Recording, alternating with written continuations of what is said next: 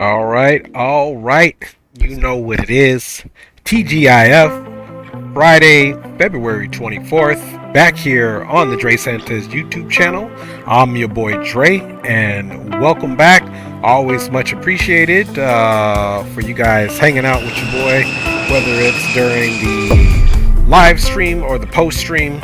Of course, thank you, capital G, capital O, capital D, for being everything, providing everything to me, including my beautiful wife and kids who are always here, right here, literally in the background, checking in. And we are back in X-Plane 12 after an interesting night in DCS, and we are most certainly going to be flying for this particular airline, an oldie but a goodie, because they just retired the Bombardier Dash 8 Q400 out of Horizon Air, but we're still flying it. We still got lots of love for it, so we are most definitely going to be keeping the dream alive for this aircraft. Do you guys know what I mean? I hope you do. So we're back on PilotEdge, and I thought about flying on VATSIM, and still can if there's, you know, anybody that wants to join a flight. As we're going to have full service to Boise, Idaho with one stop in Portland. This Dash 8 used to run like Seattle, Portland, Boise, and Spokane, Eugene, Oregon, Medford, Oregon, Rogue Valley, those type of places. So we're going to keep the spirit alive and rolling with that. So having said that, let us come outside really quick and take a look at the current situation. Here in Washington, we are at Gate Quebec 2, as you can see here. So it'll be a nice little interesting pushback for us to get up out of this spot. And yeah, guys, this is what we're doing, and hopefully it goes well. PilotEdge, you know, I'm always inclined to get into trouble on the PilotEdge. So let's get on board and get some basic stuff figured out here before we do anything else. We're gonna come right into this section here and start getting it loaded up. We are flying with 60 packs. Cargo is going to be 3,500 pounds. Time en route for the first leg here, which is going to be very short, 29 minutes.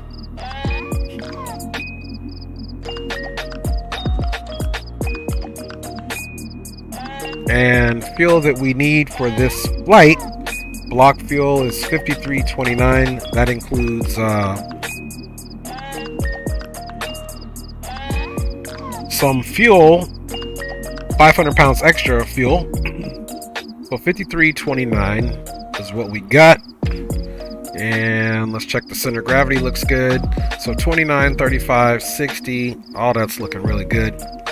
And we still need to, I suppose, come back over here and, okay, it must be in this space here. We need to connect the GPU. And we need to come up top and get the batteries on and get that external power on. Main bus is tied, and let's see here. Yeah, we're good to go here. We're going to put our position light on as well as arm the emergency lights. And for now, up top looks pretty good to me.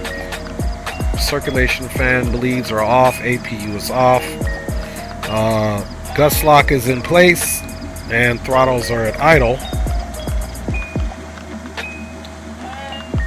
Track IR is tripping as usual. Anyway, you can see everything there's an idle, gust lock is up, all screens are off, so that's good to go. So now we can come back over here, confirm 60, 35, 5329. And now we can go to the load summary and we'll confirm the load. And of course, as we start loading, that door is going to come up and we can go ahead and get the music silenced at this point and have our cabin crew prepare what we need.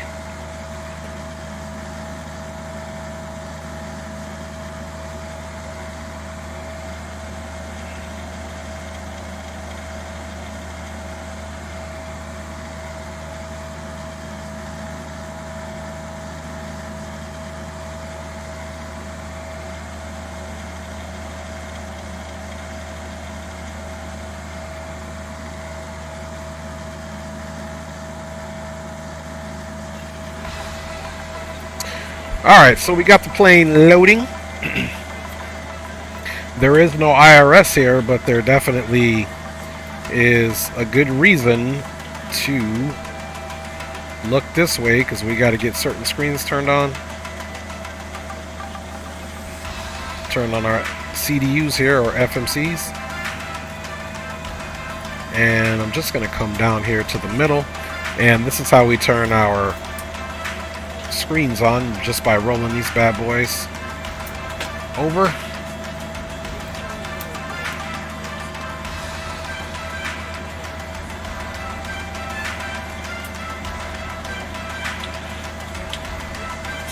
You can see those are all on, and then of course we have one that we got to do for the middle as well. I'll kind of show you how that works. It's this one here, and you're going to see as we roll it on, that screen pops on and comes to life. And of course, let's come down here to our radios, get them to test. So we got to start communicating on the PilotEdge correctly. Okay, we're going to choose both, as well as we are going to turn this on. And let's go ahead and accept the status of both of our FMCs as good. And continue to initialize the aircraft. On behalf of the Alright, you know what we gotta do. welcome you aboard our flight. As you find your seat, be sure to place your larger carry-on items in the overhead bins and smaller items underneath the seat in front of you. If you have trouble finding a more than likely, we're going to get a departure out of Seattle that is not on my flight plan. If the overhead bin is full, please make sure you close it as a courtesy to other passengers. And according to the winds, looks like we'll be short taxi, be departing here, just coming straight down Bravo to the base of it, final or full taxiway, full length of the runway down here, and taking off to the north.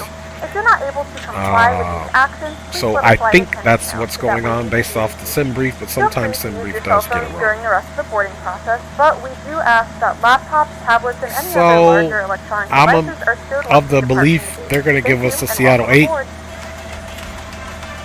which the Seattle 8 departure is pretty simple. Just some obstacle notes: 34 right, climb heading 341 on radio 341, which we're already on, and that's the radio coming probably from the Seattle radio or VOR. The radio comes off the Seattle VOR, so essentially the VOR is directly at the airport. So as we're taking off, we'll be on the heading of 341, so we'll already be on that radio 341 outbound, or going away from the VOR. So that's what we're doing there. Let's come back here. When you are. And they loaded them packs up quick. Okay, so we want the departure ATIS, which is 18-0. Good morning, ladies and gentlemen, and welcome aboard Flight 318 with service to Oregon. Our flight time will be roughly 28 minutes. Now that the cabin door is closed, please make sure that all devices are in airplane mode and your large devices are now shut down and stowed.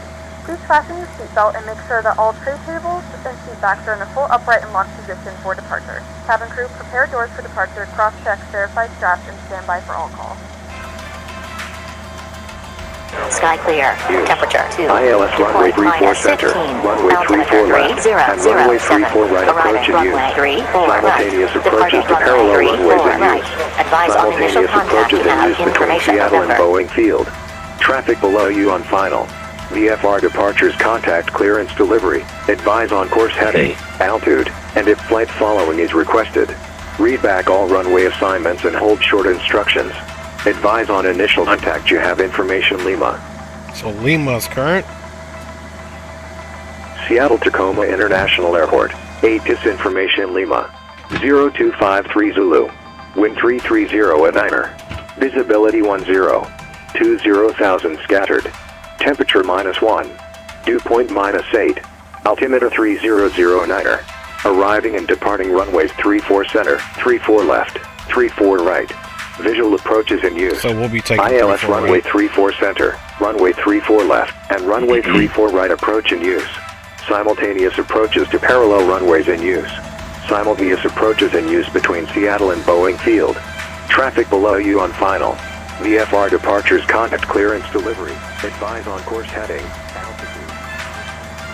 Requested. Read back all runway assigns and hold. Okay, so we're good there.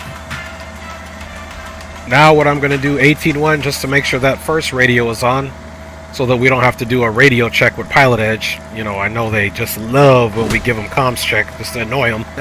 Target runway 34 right. Okay, and it's working. So there we go.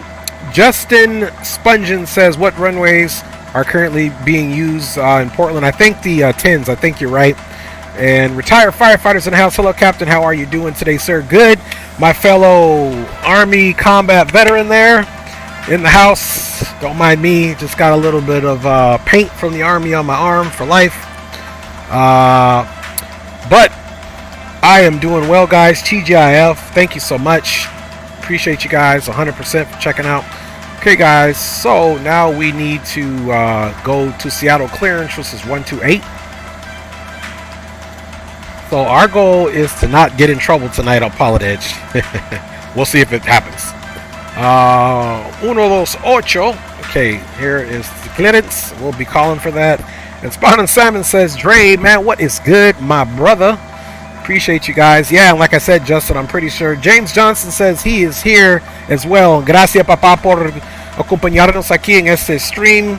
Feliz viernes y feliz fin de semana a Haití. Claro que sí. Okay. Let's go ahead and make our call here. Let me pull up the old rusty dusty flight plan. That way I have something to reference when he starts giving me all the talk. I think he's going to give us the Seattle 8 departure, which we do have pulled up here because there is no departure in my flight plan, but I do believe he's going to give us the Seattle 8 departure, which is here. So we'll see. Good evening, Seattle clearance. Horizon Air 318, looking for IFR to Portland. I don't have a flight plan for it. Okay, roger that. I will refile for you. Okay, so I did file. He's saying he doesn't have a flight plan. That is crazy because we did file a flight plan. But it's not a problem. That's what this wonderful technology is all about. I got the flight plan here.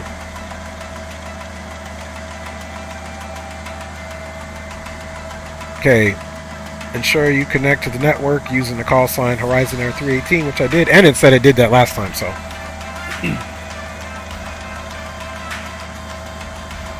Okay, Seattle clearance, Horizon Air 318. Information Lima looking for IFR to Portland.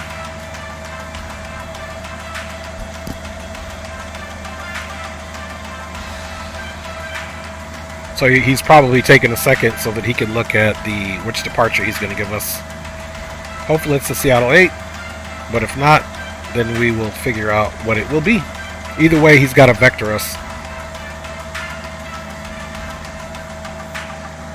In the meantime, I don't have a flight plan for Horizon Air 3.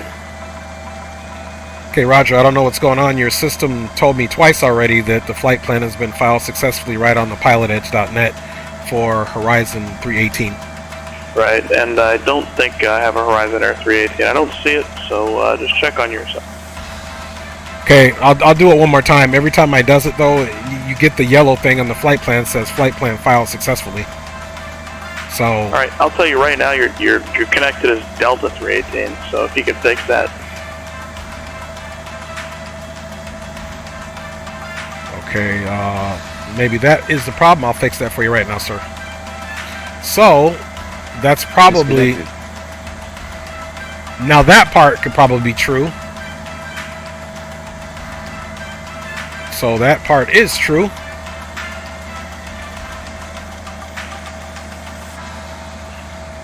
Well, let's give them capital letters too, because trust me, they will find any reason to Connected to PilotEdge. And that's probably what's going on. As I'm filing it, it more than likely is not showing to him because no one's connected to the network with that.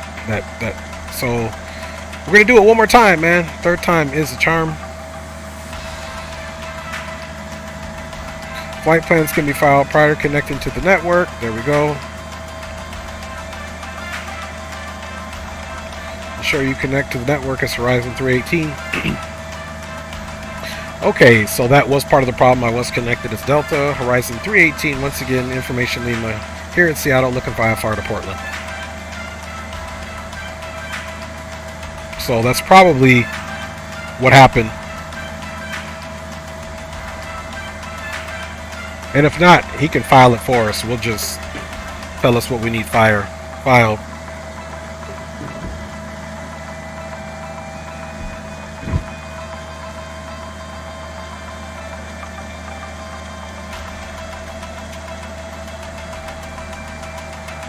Alright, retired firefighter says flying out of my last duty station, Fort Lewis, Tacoma, Washington. State, I love it there. Yes, sir. A retired firefighter. I did my PLDC, Primary Leadership Development course in Tacoma. Horizon 318, stand by. Horizon 318.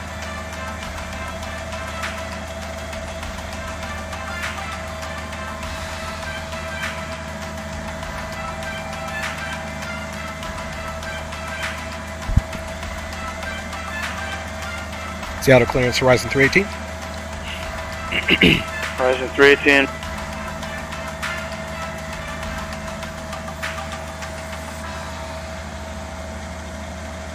Let's see, I'm not sure if he's transmitting.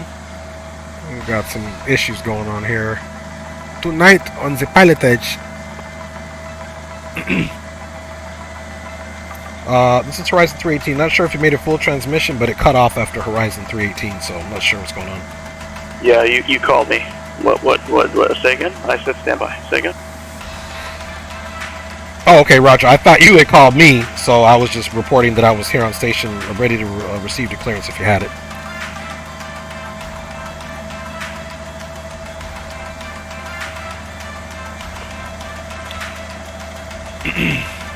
Alright, so while he's monkeying around with that, let's get our FMC good to go here.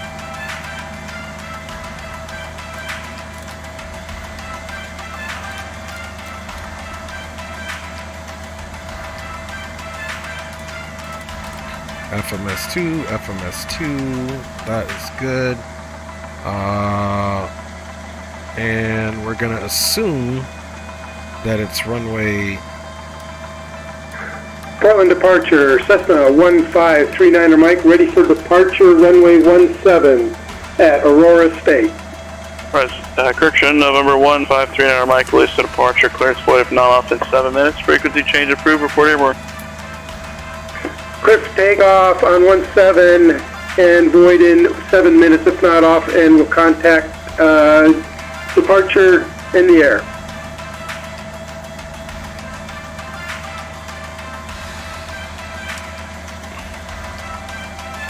Horizon Air 318, go to Portland, Seattle the 8 departure, radar vector Buzo, that is filed. Maintain 3000. Departure frequency 120.4, squawk 2176.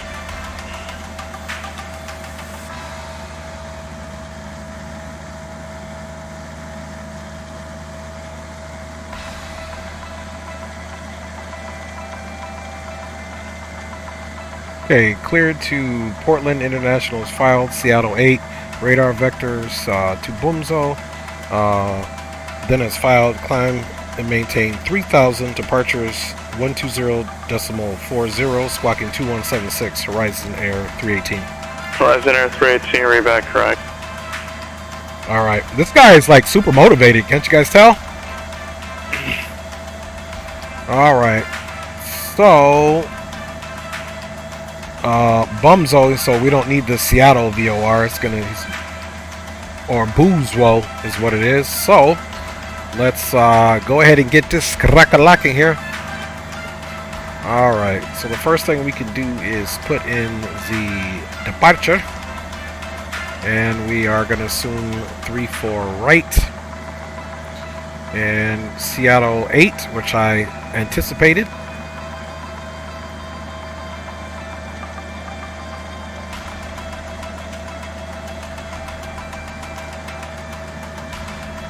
So there we go. Basically, it's heading out, heading at 341, and then we'll be doing some vectors. So I'll have it in the heading mode just to be on the safe side. And then after the vectors there, oops, let's go previous here. We are gonna do our rest of our points here. In this case, let's make this website a little bigger here. For the blind, that's me. Okay, so that'd be Bravo Uniform Whiskey Oscar. I'm gonna enter that. Then after Boozwo, we go right into the arrival. So now we just need to type in Portland. And enter that. We'll accept that, and then now we can get to Portland. Let's see here. So I'm gonna make my best guesstimation on the runway.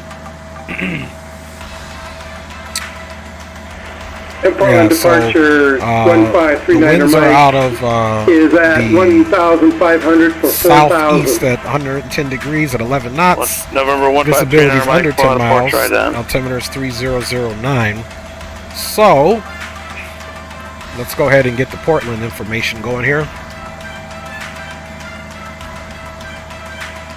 Over 300 Mike, radar contact 10 miles southeast of Newburgh. And unfortunately, maintain we're going to be 4,000. dealing with this exciting Maintain controller. 4,000, 1539 Mike. So enthusiastic for life.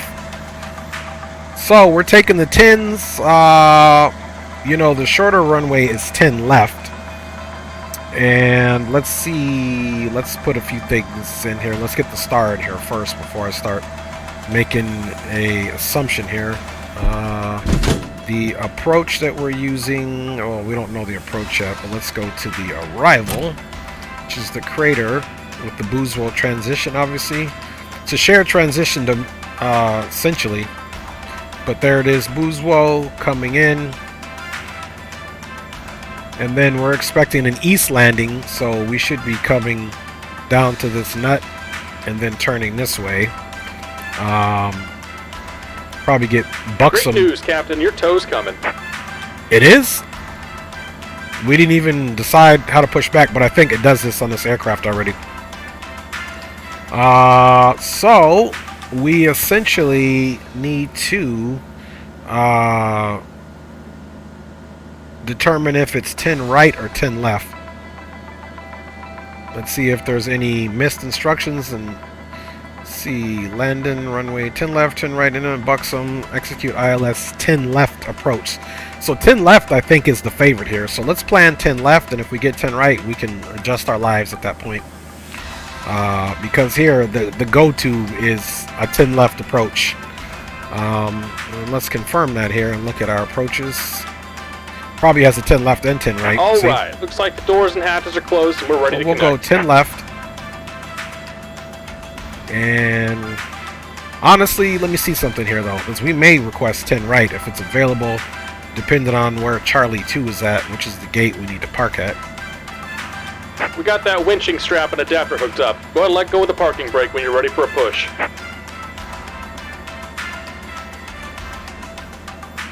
Okay, so 10 right, Charlie 2 is on that,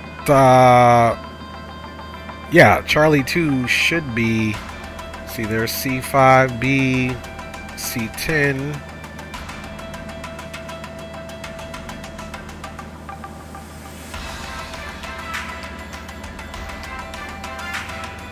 Starts at C5, which is peculiar. I think Charlie 2 is actually somewhere over here. Portland approach, 1539er So, Mike. We let's have plan for 10 information right. Juliet at Portland. And you know what? We're close enough. Let's pull in that ATIS, 128.35. November 300 Mike, roger, and say your approach request in the port. We would request the 10 right ILS approach, and then going missed to go back into Aurora State. 128. So he's requesting 10 right. That's what we're gonna request. Because it makes sense for our arrival there. So let's go to the approach and pick 10 right. 128. 35. Still may not be getting it to us, so that's okay. We heard what he was saying, so we're kind of ear hustling off of that. So that's what we're going to assume. And let's see. Here's initial approach fix is Scapo. So let's see how this works out. So now we go menu, arrival. We're saying 3 for 10 right. We're coming on the crater to Boozwo. And ILS 10 right. And Scapo.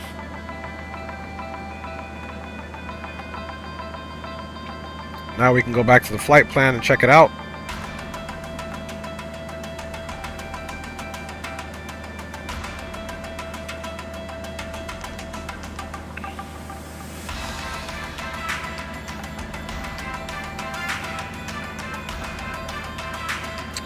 Boom, there we go. Let's go ahead and check this out really quick. So I'll show you guys how you check this whole flight plan out.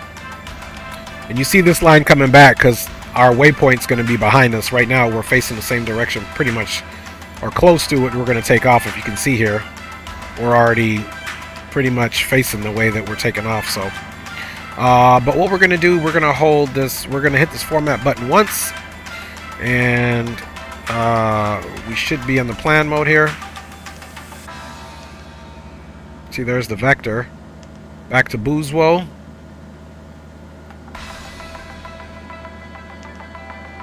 Helms. Crater. Hiker. Voodoo. There's Voodoo. Then there's Doa. So then we see, here's our downwind. And then Scapo is part of our downwind. We turn and then we come in. So that looks good. I like it a lot. So now we're going to go back here, but we're also going to do something and put in the final approach course for runway 10 right, because we are going to be requesting it, which is 103. And let's get that going on here. This is so we don't have to mess with what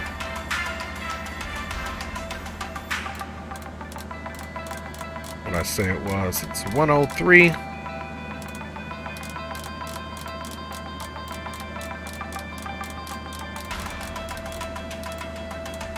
Okay, there's ILS approach course 103, and we're gonna do 110.5. It's 108.5 close, so let's come down here. And what did we say it was? 103 and 110.5.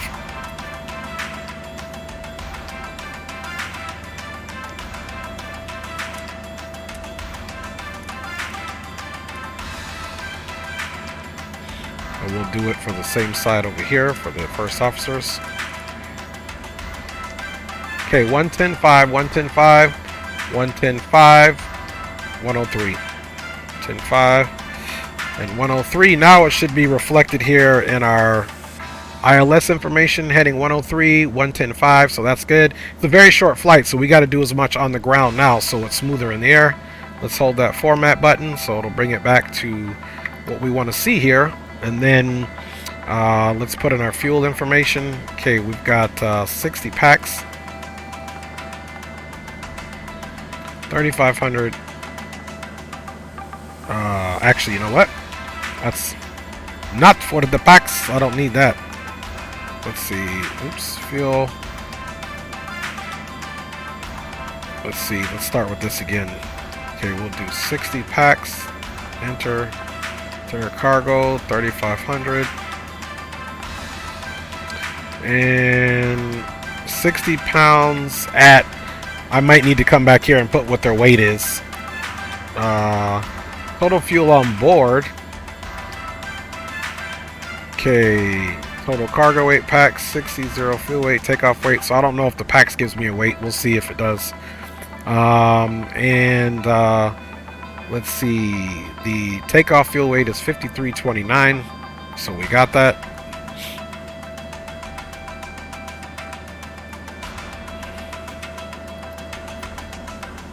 $53.29. Okay, in our flight plan, which is what we're observing now, the alternate fuel that we need, which is back to Seattle, is 1248.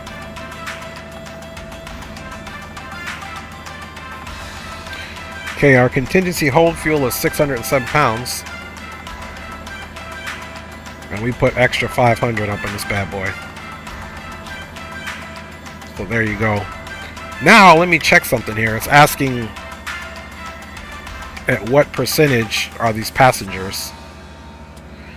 Let's see, max 78. So there's no way. I mean, it wants me to say how much weight per. It should be doing that on its own. So here's the weights. And that would mean I would need to break it down and count it by females, males, and children, and that would be on some type of flight plan load data, so I'm not putting that in. But that's how you would do it, to put right here, packs at, this wouldn't even be, you know, this is the passenger weight, so we're not going to put that in there. So boom, that's good to go. Let's go ahead and cross fill the fuel, because you can see this is empty, so what we got to do is cross fill it from FMS1. And we'll do the same thing with the flight plan. You see there's nothing here, so menu, cross fill from FMS1. These do not share data, they actually work independently. Then if you go down here, there won't be the arrival, see no arrival. So what you do again, don't trip, just go hit arrival once and then go right back to flight plan and it'll be there. There it is right there. I steer you wrong. I mean, I do not steer you wrong. And this one we're gonna go direct to, because we know when we take off there'll be a direct to, and our squawk code is 2176.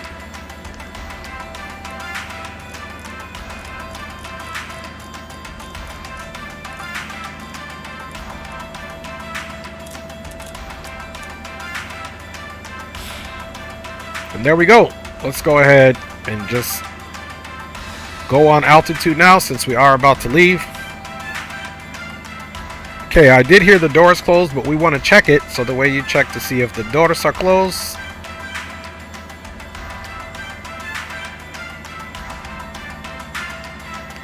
Gonna click that, and we got a green in all zones, so the doors are closed, in fact. Let's go to all. There you go. Let's go ahead and start the APU now. Let the power cycle. Go right into the start. And now we can get our red beacon on.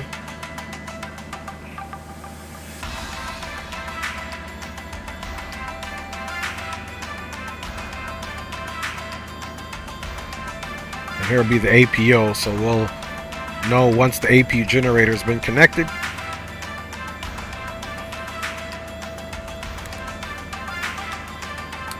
External power is off, and we have some bleed air. Can make the passengers a little comfortable now. Now that the external power is off, you know what we can do. Disconnect the GPU, and let's pre-plan our pushback. Even though the push, look, he's already here. I don't know which way he's pushing us back, but we'll find out. He's not even giving us an option right now. Okay. So that is all good to go. We are supposed to climb and maintain 3,000.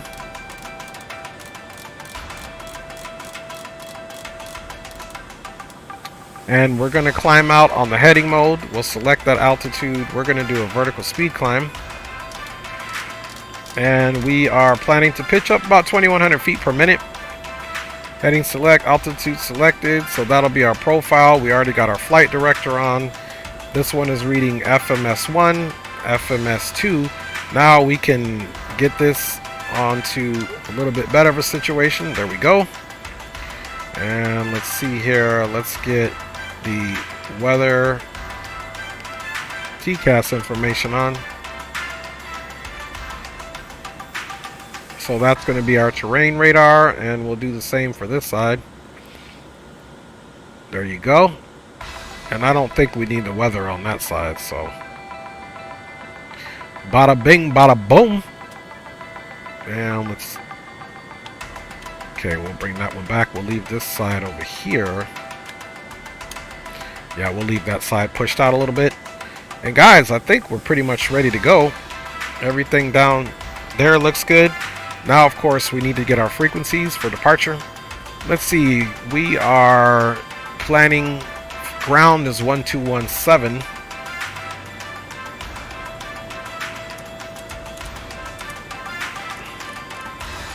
And we'll be checking the ATIS again because we've been sitting here for a minute.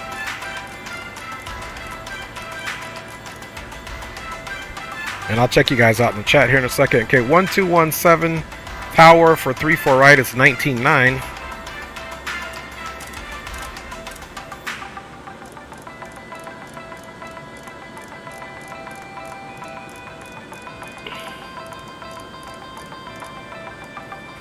Okay, so 19.9 for runway 34 right, 19.9, 21.7, and then of course for our departure he gave us 120.4, which is this one. So you know he's gonna have us, this is the heading, we're 341, it's just 1 degree off. So we're gonna be on this departure 120.4. We'll put that in comms 2 down here. Oops, it's not what we want.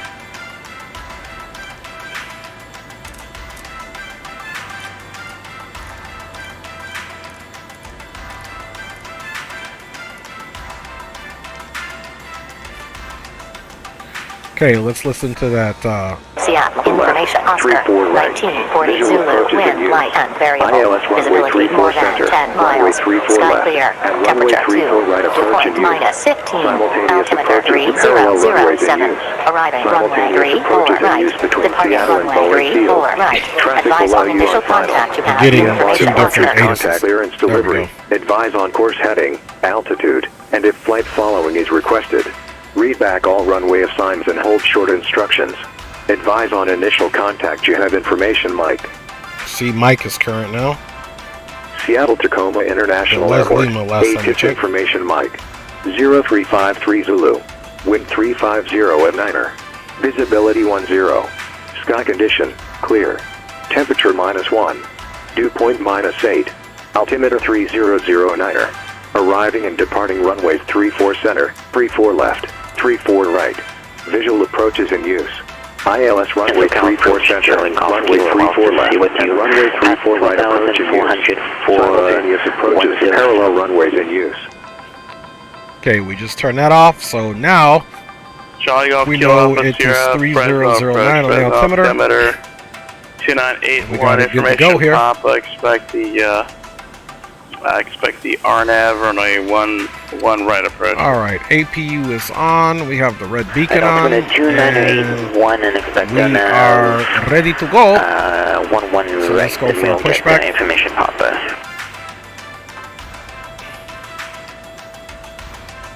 November 39er Mike, turn left heading 170. Left turn 170. 170, 1539er Mike.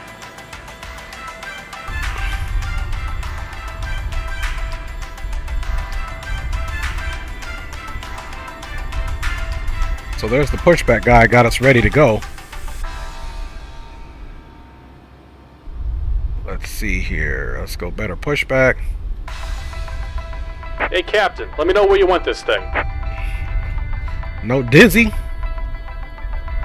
All right.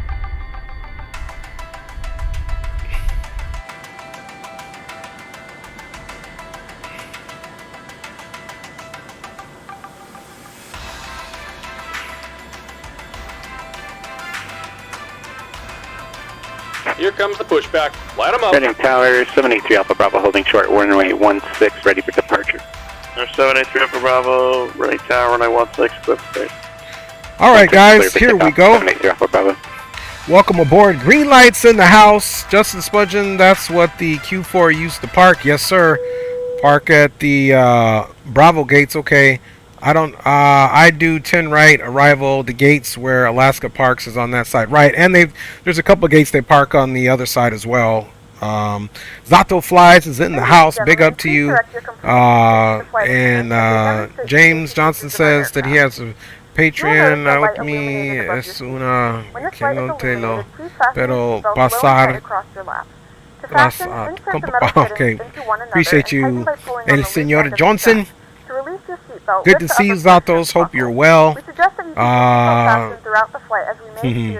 Yep, that's right. Retired fighter. I do know the area quite well. Alberto D is in the house. He says, hey, what's everybody? Of course, big up to Green as well. Thank you guys for parking. I'm reading Justin stuff. Thank you guys for joining me. And thanks for spending your time with me on this Friday night. Guys, I owe you some cockpit controls. Tighten the straps if necessary and breathe normally. Although the bag there we go. Free and clear. Flowing to the mask. If you are traveling with a child or someone who requires assistance, secure your mask on first and then assist others. Keep your mask on until a member of the crew advises you it is safe to remove it. Okay, so just about done here. Go ahead and set your parking brake. Under your seat or between the armrests. Okay, parking brake is set. And we're disconnecting the tow. Give me just a moment. Alright, so I'm assuming, best guess, we will be taxiing Bravo. We'll be taxiing Bravo. Retired Fighter says, hello, green light. That's what I'm talking about. Love to see the camaraderie. Hey, look at this. A little bit of a issue here with this Delta. I hope nobody's taking this flight anytime soon. Make sure your seatbelts are fastened and seat backs and tray tables are in their full think that plane has got some problems, man. This is a non-smoking flight. Alright. Disabling or destroying the smoke detectors located in the lavatories is prohibited. So, signal pin is going to be on the right, so we'll go ahead and start the November left. 300 Mike, turn left heading 070, intercept 10 right localizer. Let's catch my man over here. 070 for the 10 right hop off. localizer. The proud worker that he is.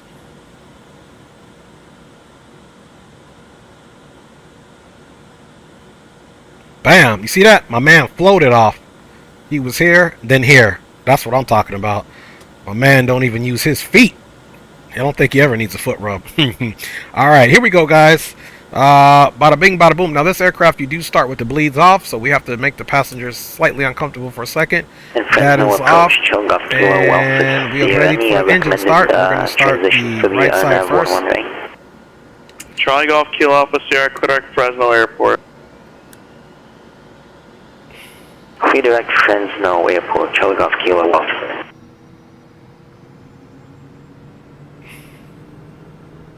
Alright, we've got some rotation. So guys, this first one, yep, PilotEdge. That is it. Digo. November 300 Mike is 2 miles from Heron, maintain 3000, still established on the localizer, clear ILS, right Tengo approach. muchas ganas que hacer in PilotEdge. Yeah, man, I gotta keep my training right. Fly heading 190, maintain 4000. Alright. And return this frequency. 1539er Mike, turn, maintain 3012, established on the glide slope, cleared for the 10 right. Got that left side starting here for you guys. After the approach, turn 190, climb to 4000.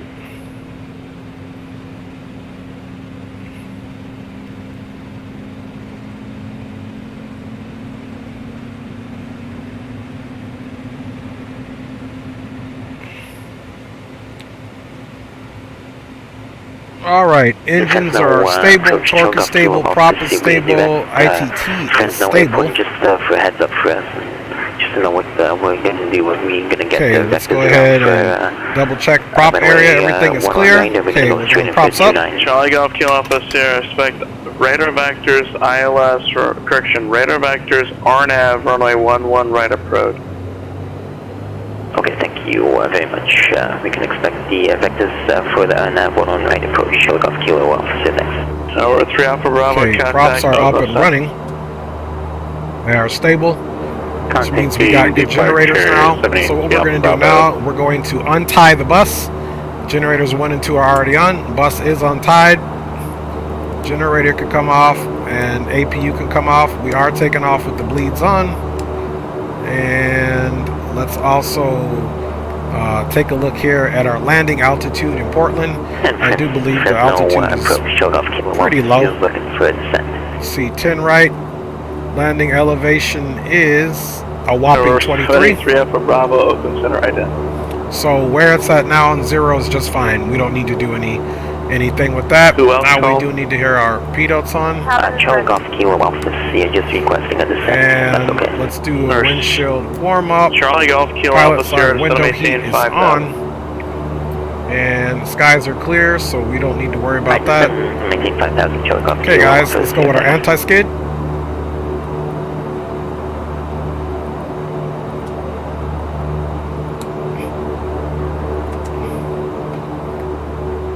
Okay. Alright, the only thing we have up there is the parking brake. Now, of course, we need to do a flight controls check. So having to do that, we need to get rid of this gust lock. And we're going to go full up.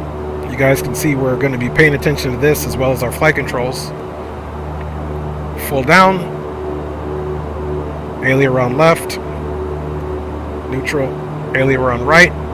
Neutral. And let's look at that rudder. Rudder right. Rudder left. Toe brake, which we'll be checking during our taxi. Okay, those checks are complete. First officer side is squared away. We're going to be departing flaps 10. Flaps 10 is selected. We're waiting for it to indicate.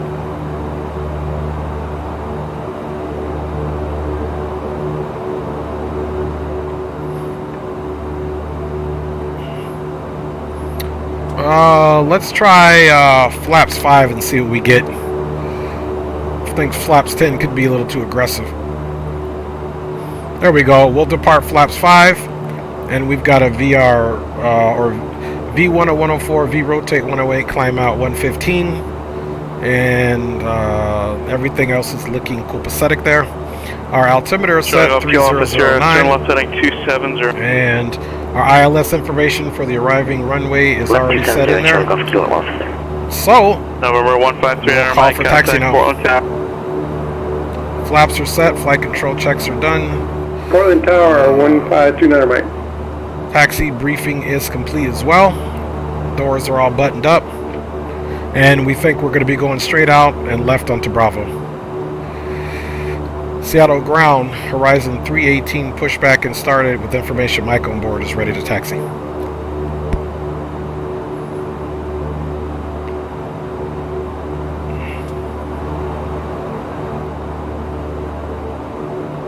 Portland Tower 1539er Mike with you on the ILS 10 right. Horizon 318, Seattle ground, runway 34 right, taxi via Bravo. 34 right via Bravo, Horizon Air 318. Alright, you guys heard the man. 153 Mike, Portland Tower, runway Taxi lights 10 on. right, clear for the option. Parking brake is Clear released. for the option on 10 right, 1539er Mike.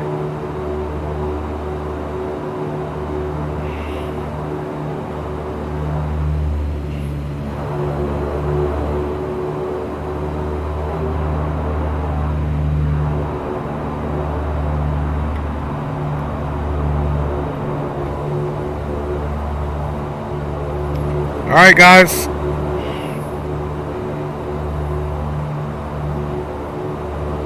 November 3 Alpha Bravo, if I didn't already, radar contact 7 mile north of the Reading Airport. Okay, steering is cut on. The Reading altimeter is...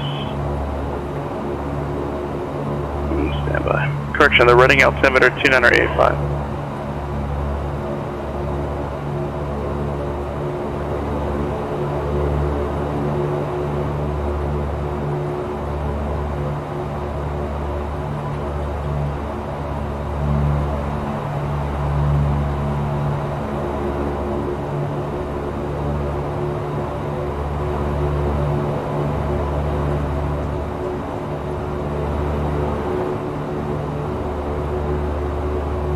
So welcome aboard guys. We got full service to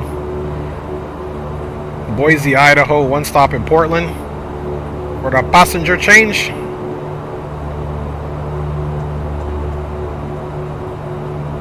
Feel like I'm sitting up kind of high.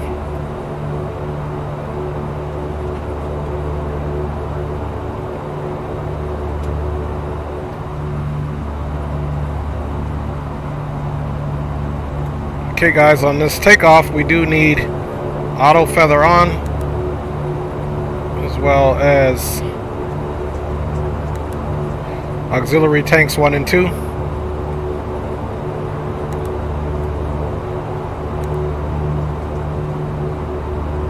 Alright, so we've got everything there, good to go. Portland Tower 1539 to Mike, missed, and heading 190 to 4,000 feet. So we're up to 3,000. Let's re-verify that on our write-up. That's right, up to 3,000. Departure frequency is 120.4.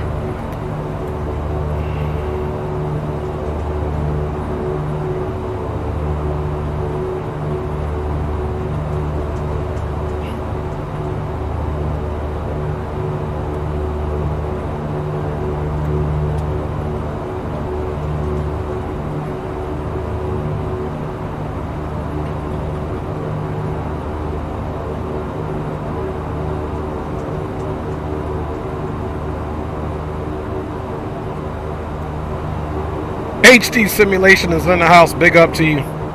Hope you're doing well, HD. Good to see you, brother. TGIF to you.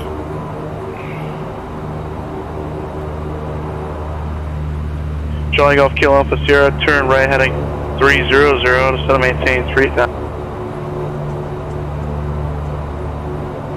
Alright, right, 300 and just maintain 3,000, Charlie Golf Kilo Alpha.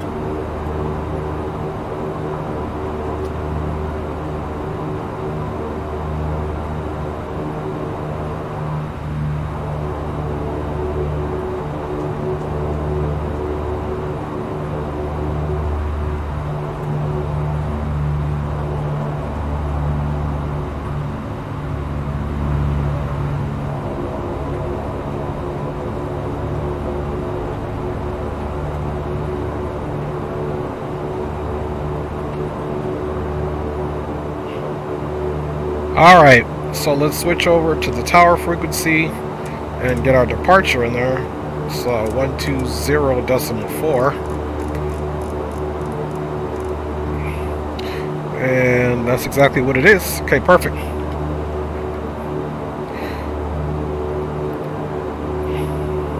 Let me fix this here. Transnode approach, Charlie Golf Kilo Alpha Sierra, just a pilot for you. We are just barely out of the clouds. I just want to fix this little camera situation. Mike, contact Portland departure 118.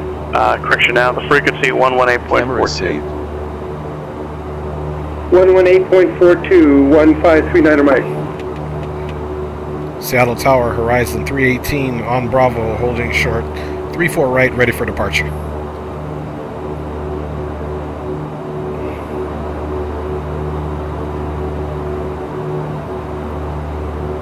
Horizon 318, Seattle Tower, runway 34 right, clear for takeoff. 34 right, clear for takeoff, horizon 318. Alright guys, landing lights are coming on, as well as And Portland departure 1539 Mike, 2,200 strobe lights, for positions 4,000. on, tail and flood, Charlie nothing on Golf the Kilo Sierra, turn annunciator, right heading 030. and finals clear. 030 to the pilot for you, we're just barely out of the clouds at 3,000. Remember, correction, Charlie Golf Kilo Alpha Sierra, roger. Thank you.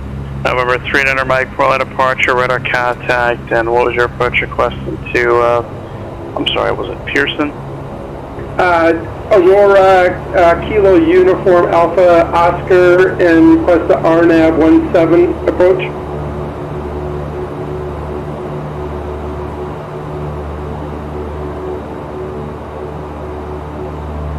Okay, heading selected is 341.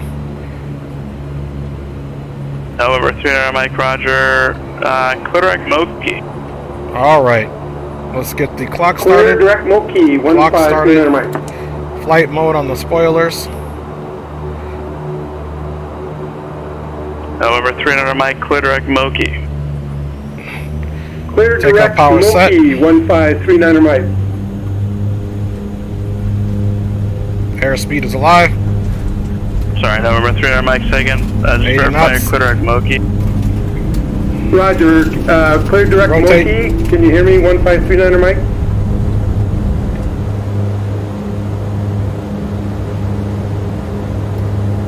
Charlie Golf Here's Kilo coming Alpha up. Sierra, clear direct Wilson. Good night, Wilson, Charlie Golf Kilo 16. First stage flaps up.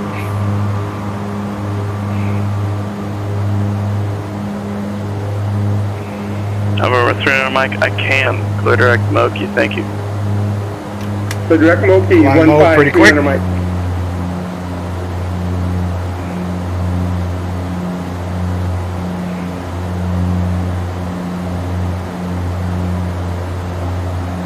Gear is up. Flaps are up. Clean. 318, contact departure. Over to departure. Horizon Air 318.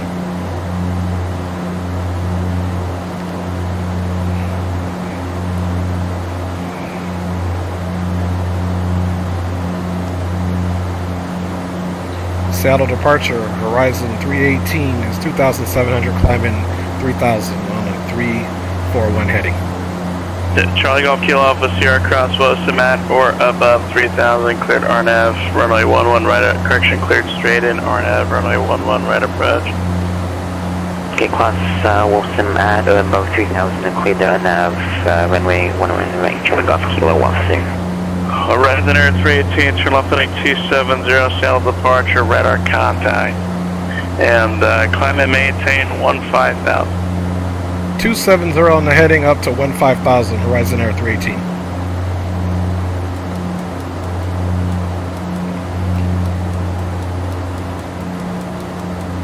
And that was the left turn for Horizon Air, correct? Horizon Air 318, turn left heading 2, correction, Horizon Air 318, affirmative, it's a left turn. Heading 270, climb and maintain 15,000.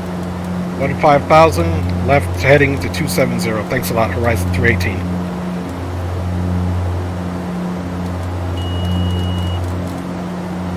Charlie Golf Kilo Alpha Sierra, contact Fresno Tower 118.2. 118.2, Charlie Golf Kilo Alpha 00.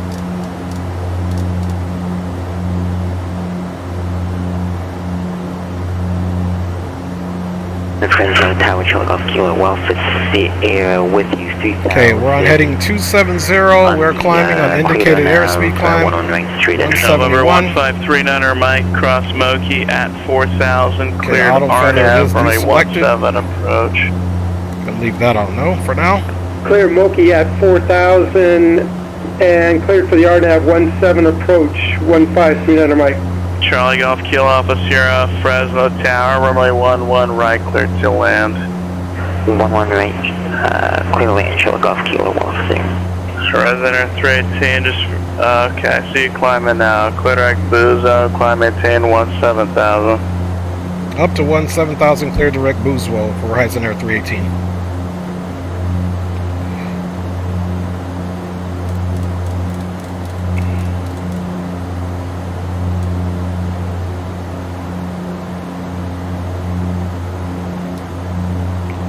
Okay, we're cleared direct Boozewell. So we're going to start our left turn. Then of course we're coming down here, direct Boozewell, which we already have. So we can enter that. And then we can come up here, of course, and go into the lateral navigation. Now we're in LNAV, making our turn to Boozwo. Climbing up to 17,000, guys. Horizon Air 318, contact Seattle Center 126.6. Seattle Center 26.6 for Horizon Air 318. Alright, 26.6. November 783 Alpha Bravo, contact Seattle Center 121.4.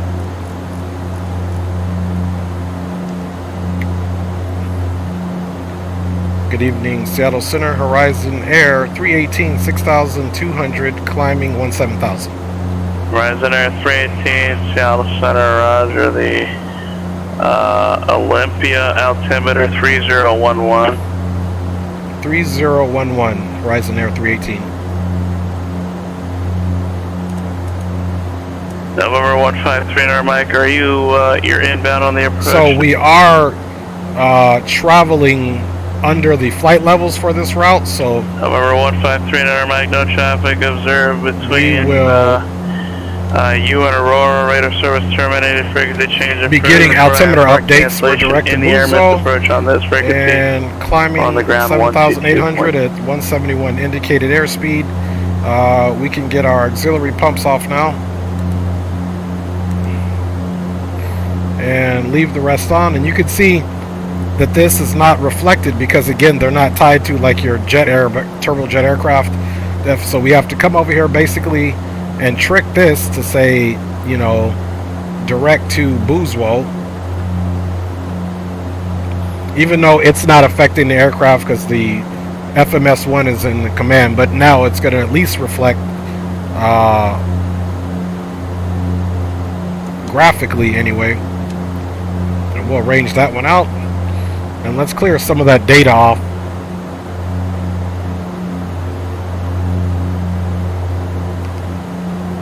There we go. At least on this side. Okay, guys, 9,800. We are 6 minutes into the flight. Okay, 10,000. Bleeds now can go to normal. And those lights can come off, guys. And no ice is detected, so we're doing good for now. And let me check you guys out in the chat. You guys are all well behaved. Look at you, scholars and gentlemen and scholars. We have now passed 10,000 feet. You may turn on larger. That's how we are rolling. Devices. This is also a reminder to please. Saludos, bro, desde Tijuana. ¿Cómo estás, Joel? Ojalá que tu viernes estaba bien y que tu fin de semana va a estar bien tranquilo. Y gracias por saludarnos, papá. Saludos de nosotros a ti. Saluditos, papá.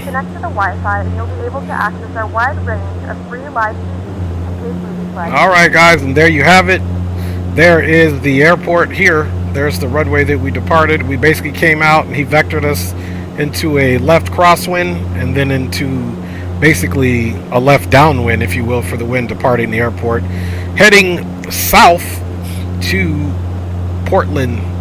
And again, I was stationed here for training for a little bit for our primary leadership development course when I made sergeant in the Army here in the Seattle-Tacoma area. That's why this airport is SeaTac in the house. Alright, guys, so we got to be on our game on this one because it's a very short flight on this first leg.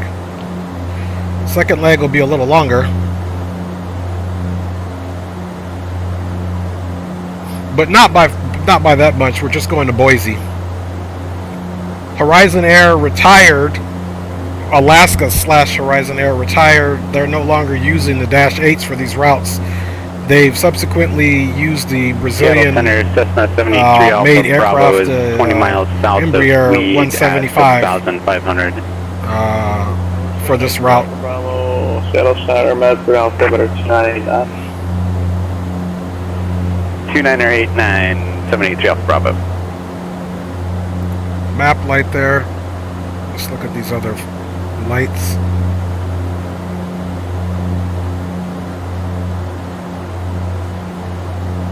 Shouldn't have an issue. Pretty much flying at like 11 a.m. local here so that we can see what's going on. I do plan on doing some night flights though, just FYI. Guys, so we're not doing bad. We got about 1,900 to go until the top of our climb.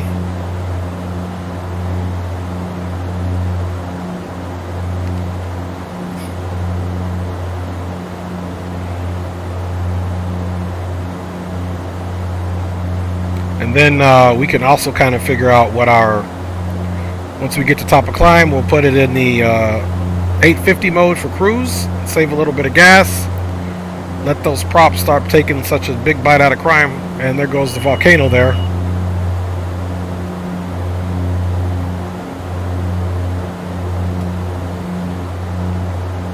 Okay, less than 1,000 to go. Turn right taxi to parking in Bravo, remain this frequency. Here in a second too, we'll see if we can pick up the HOTAS in Portland.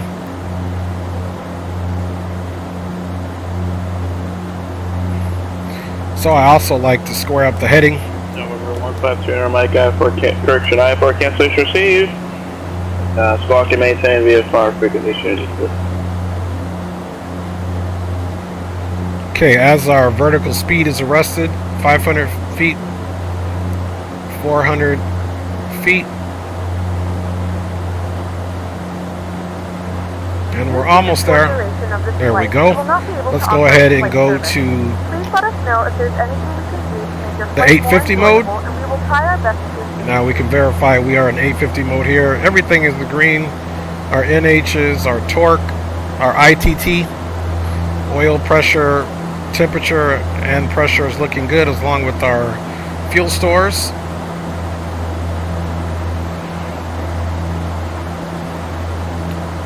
Okay, so that's all good, but like I said, this is a very, very short flight.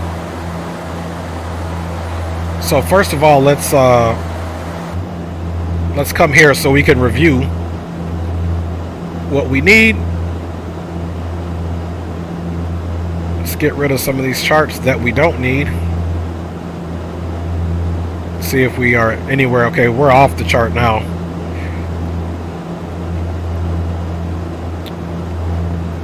So 10 right, we're looking at a decision height of 224, so that's not going to be too bad to put in. And going miss, we'll be doing a right turn.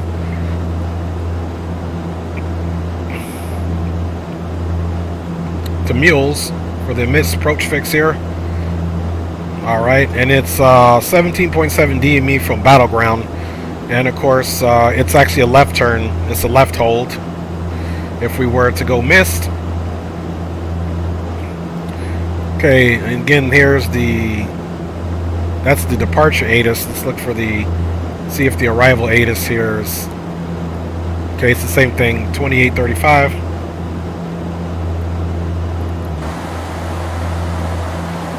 So let's come here now.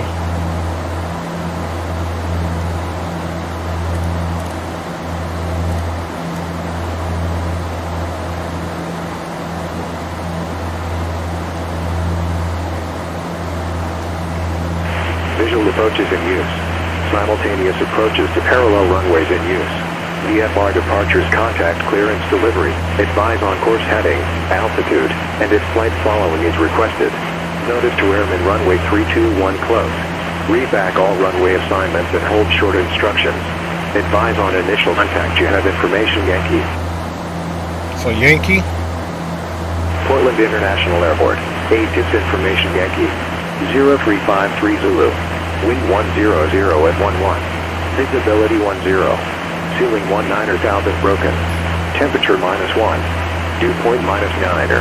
Altimeter 3009er. Arriving and departing runways 10 left, 10 right. Visual approaches in use. Simultaneous approaches to parallel runways in use. VFR departures, contact clearance delivery. Advise on course heading, altitude, and if flight following is requested. Notice to airmen runway 321 close. Read back all runway assignments and hold short instructions. Advise on initial contact. You have information, Yankee. Alright, Yankees current. You heard the man.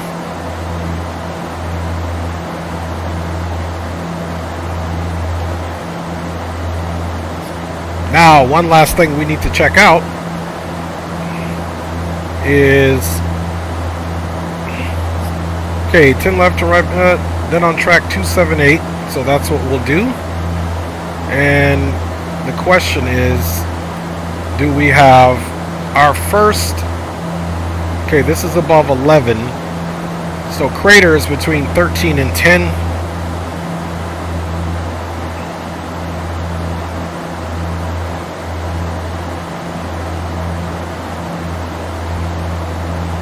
So between 13 and 10. So let's go to the flight plan.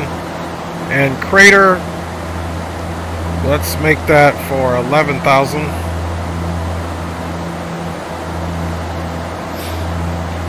Let's see, hiker is at 9 and 7. It's at 82, that's fine.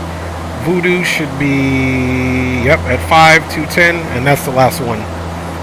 So now, if we plan for this crater for our top of descent,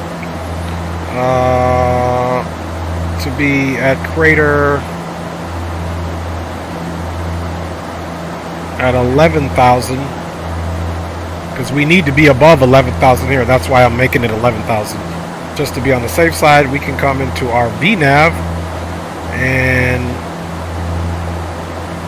go to...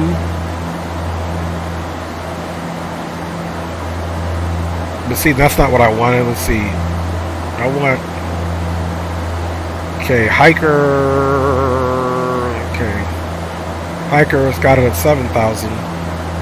So yeah, I don't like how it did that. It's got hiker at 7,000, but that's not exactly what I wanted it to do. Let's see, let's cancel the VNav. So at the crater, it should have said 2 next. I wanted to put crater and it did, but for whatever reason it's a glitch, because if you do it sometimes and it's too close to it, it automatically goes to the next one. So let's say even at hiker, just to get an idea of what our vertical navigation would be, we're going to pick this and just say 1800, just to kind of get an idea of what our descent would look like, how many minutes. So about 4 minutes and that's it. So we should be getting some descent instructions, and then we will manually descend ourselves to be at 11,000 where we want it to be. Now the last thing we got to do before we can chill is to get our runway minimums 224 plugged in.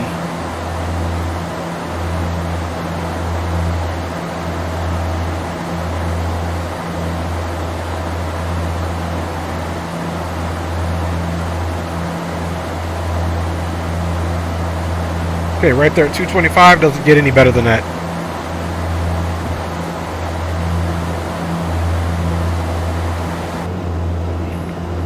And there we go. There we go, man. Cruising right along, folks.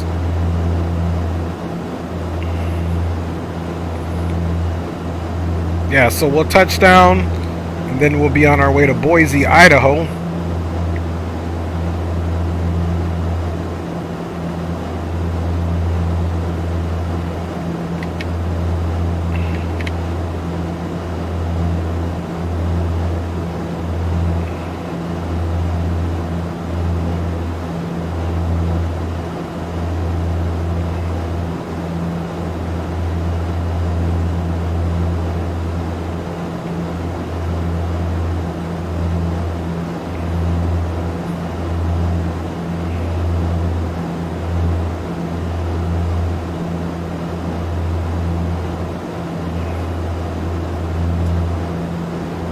I think we'll file for flight level 200.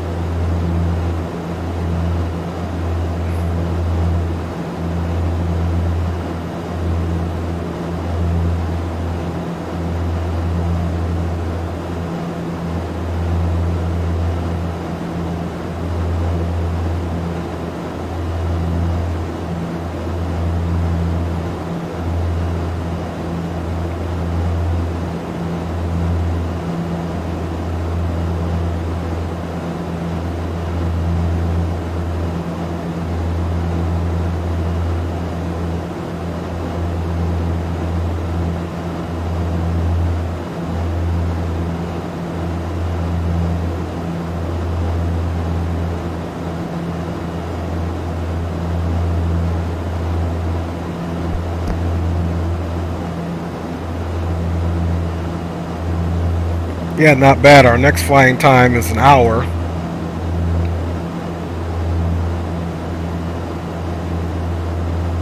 .306 nautical miles total. Again, out of Portland, no specific departure, so we'll probably be looking at like the Portland 5 or something, which is kind of just a standard VOR departure that gives you a course heading. Horizon Air 318, descend via crater to arrival, landing east, Portland, altimeter 3009. Altimeter 3009, descend via the crater to landing east, Horizon Air 318. Okay, so at crater,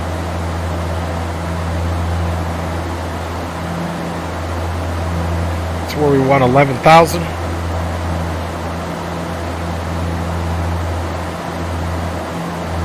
Or between 3 and 10, but hiker is at 9, so that's going to be perfect.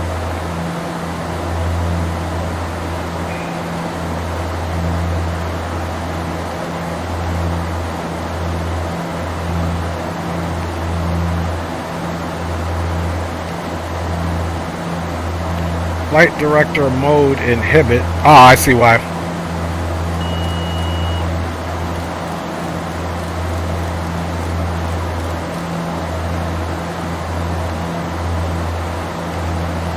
There we go. It was giving me that flight director mode inhibit just because I hadn't reduced the MCP target altitude.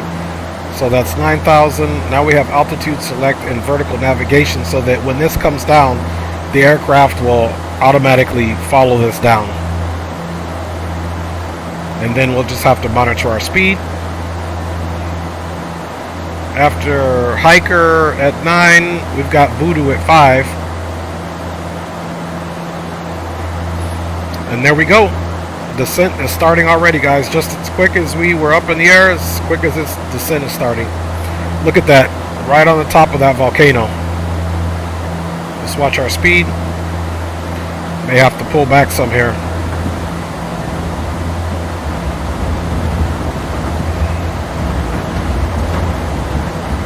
Woo, getting some chop there.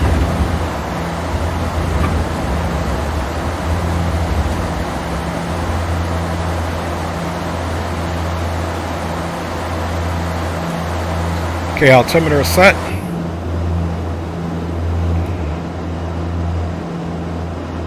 That beautiful Mother Earth. James Johnson, ¿vas a hacer un ATS transportado? Sí, hay posibilidad de mañana que papá. Yo estaba pensando en hacerlo, güey, pero yo quería hacer otro vuelo por ustedes en X-Plane.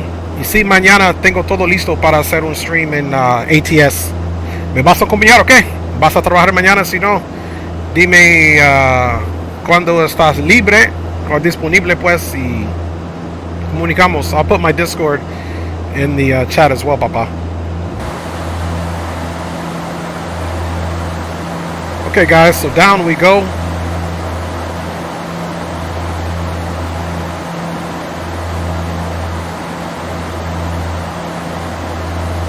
have begun our final descent to Oregon.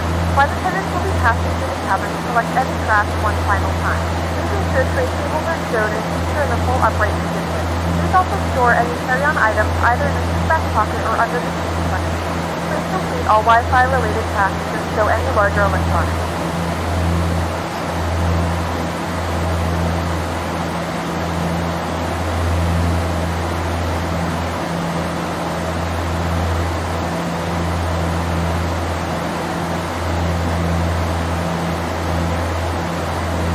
Camera is safe.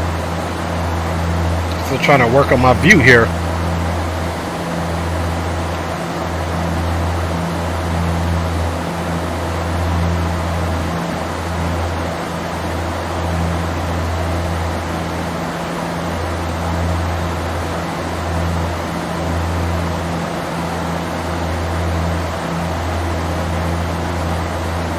Camera is safe.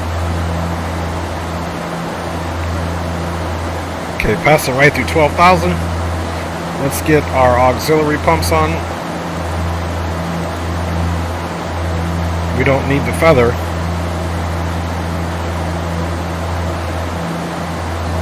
And let's get our heading set up. Once we get to in nut, we're going to go to a 27 heading. Contact Portland approach 124.35. Portland approach 124.35, horizon 318. 2435.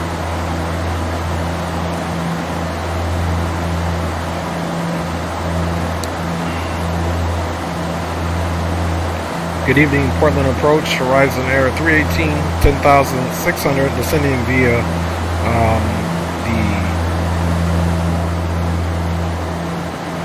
Horizon air 318, Portland approach, information Yankee, expect visual approach, runway 10 right. Portland airport 12 o'clock and 25 miles, report the airport side. Okay, we'll report the airport in sight. Information Yankee, we do have it on board, expecting runway 10 right for horizon 318.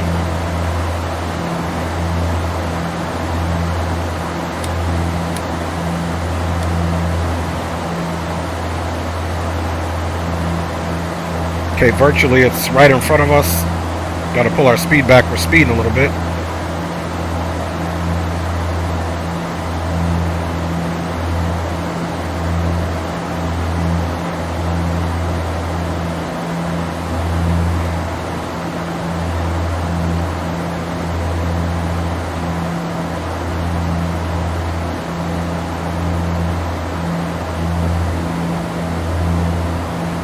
See if we can get that filled in sight.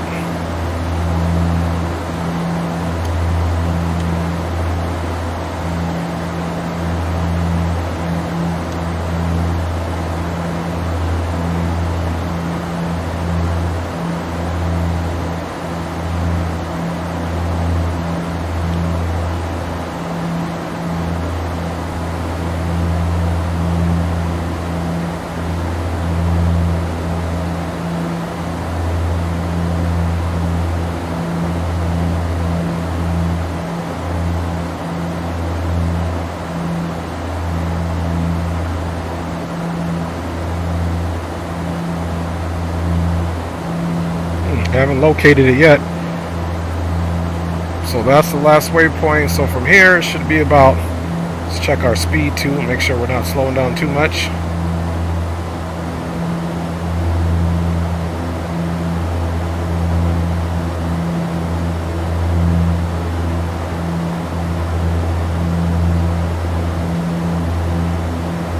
There it is right there. Horizon Air 318 has the field in sight.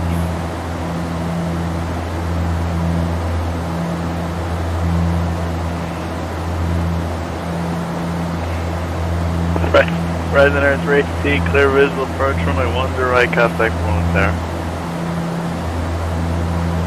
Okay, cleared visual approach, runway 10 right, and contact Portland Tower for Horizon 318. Alright, so we've been cleared for the visual, guys, which is cool. Okay, Portland Tower 10 right is 23,775.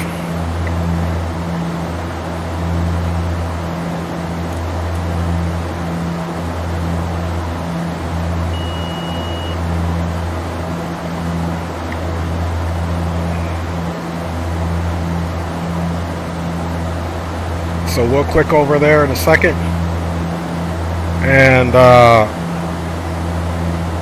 let's go ahead and take a look at where they want us to be.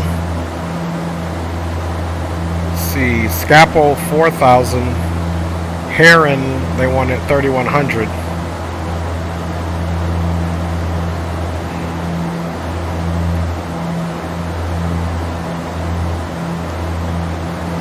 Portland Tower, Horizon 318 is at 5,100, visual 10 right.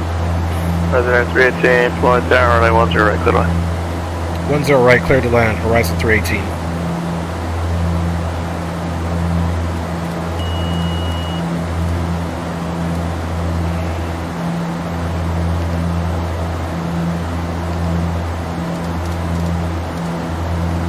Alright, so we're descending 4,000.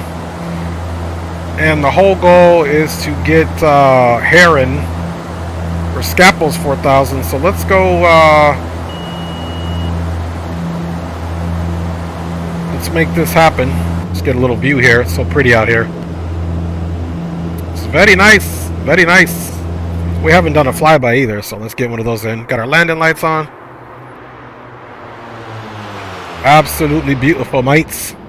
Alright, enough of that. Enough of that. Enough of that.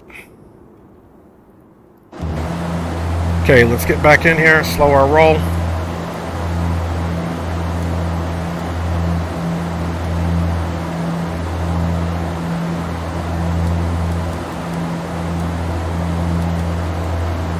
Okay, we're going to go heading mode.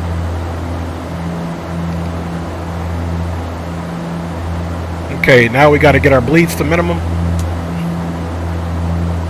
And let's get some controls on for you guys.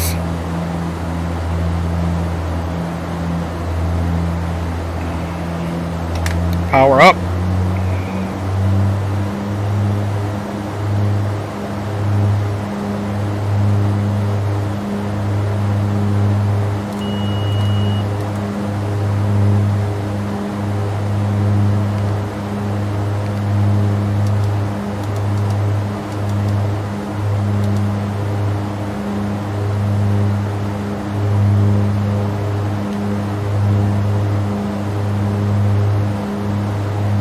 Now that we're in the heading mode, we're going to take this and go over to where we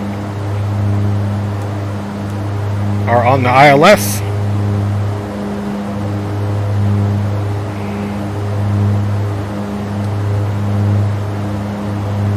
Same thing on this side. Number 783 Alpha Bravo, contact Cascade approach. Okay, we're going to go ahead and turn left base at this point. And I'm going to slow my speed down. Speed check, flaps 1. 3 Alpha Bravo, contact Cascade 124.3. Bye-bye. Approach speed is 127.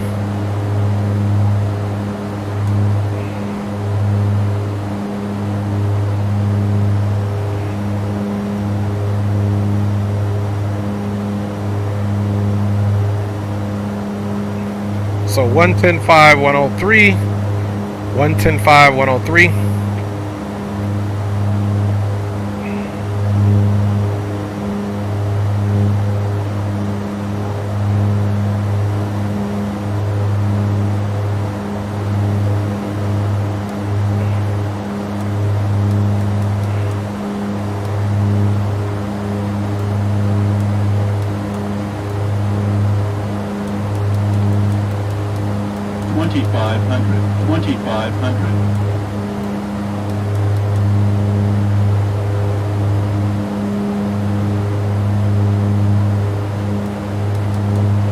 Cascade approach 783 Alpha Bravo at 6,500, about 15 miles north of Siskiyou. We have uniform for Rogue Valley.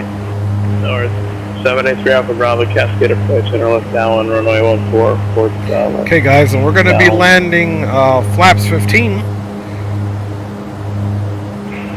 2,500. Center left downwind for 14783 Alpha Bravo. 2,500. Okay, let's go ahead and arm the localizer.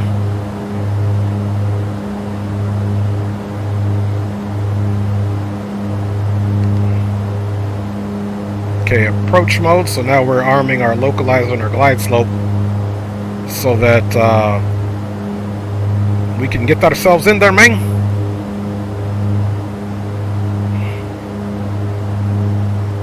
Alright, want to keep that speed up but not too egregious here.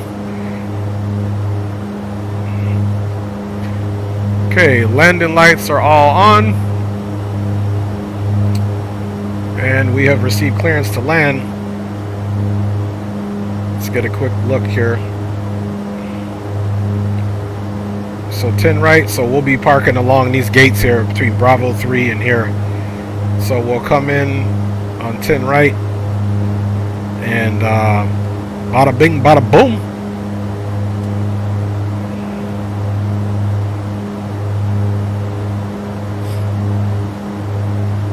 Right, and the field's there, so we'll be exiting stage left.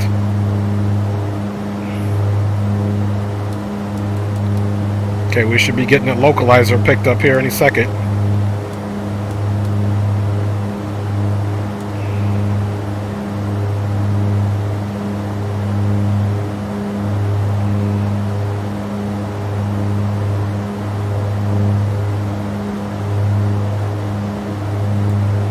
surprised we haven't picked up the localizer yet. Let's see, 110.5, right? 110.5.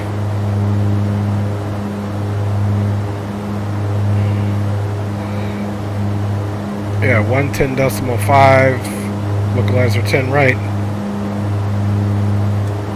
Wow, and still no localizer's been picked up.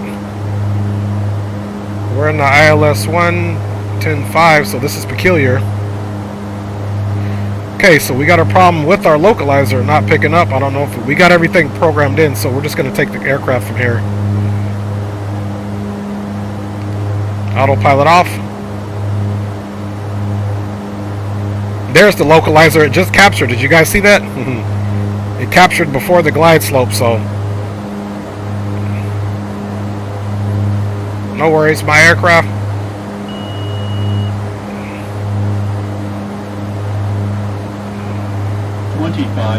Check. Next stage of flaps.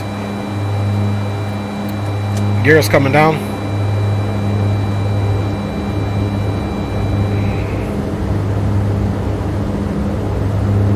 Approach speed again, guys, is 127.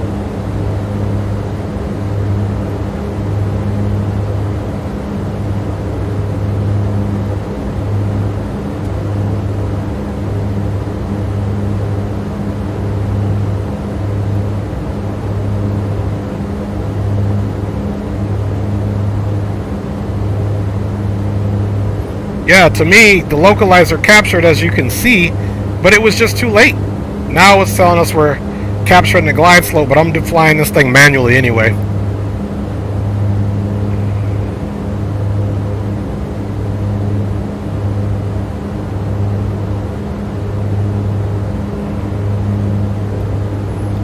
Okay, last stage of flaps coming in.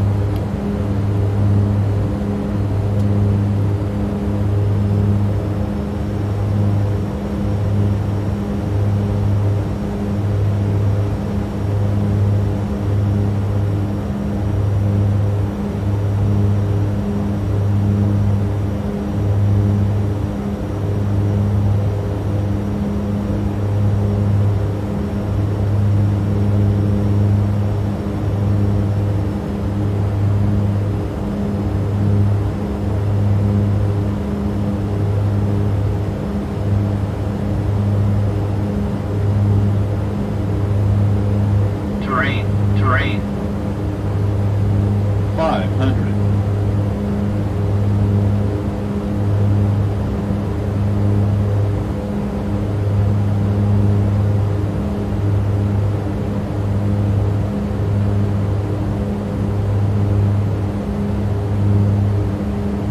Minimums. Check.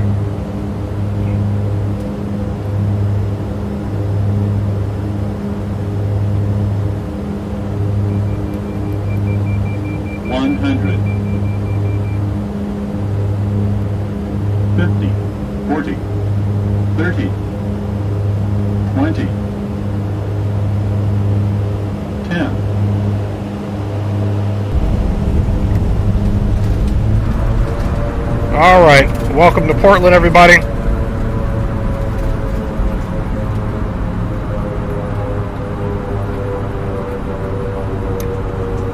Reverse free.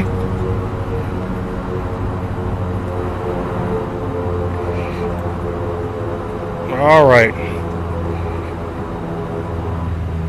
Turn left, taxi to parking, remain this frequency. Good night. 12:38 p.m. and it's currently about Taxi to parking, remain this frequency. Good night to you as well. Rise to 318. Please remain seated until the aircraft has come to a complete All right, flaps are up. Sign is turned off. Remember to use caution when opening the overhead bins, as items may have shifted during the flight.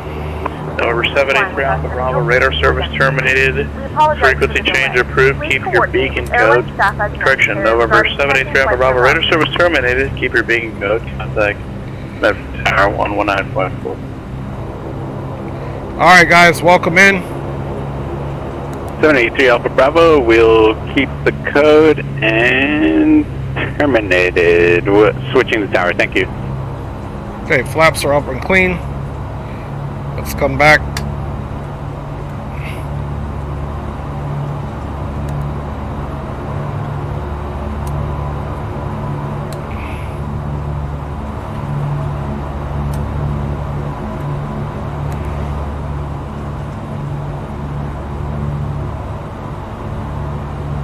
Okay, bus is tied.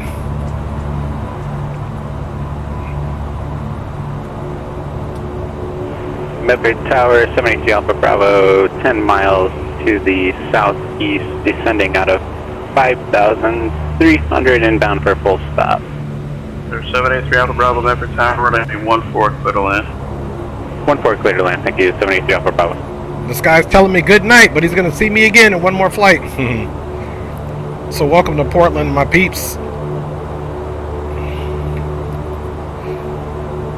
So you gotta always be ready to take this bad boy over. Like I said, the localizer came in, but it came in way too late.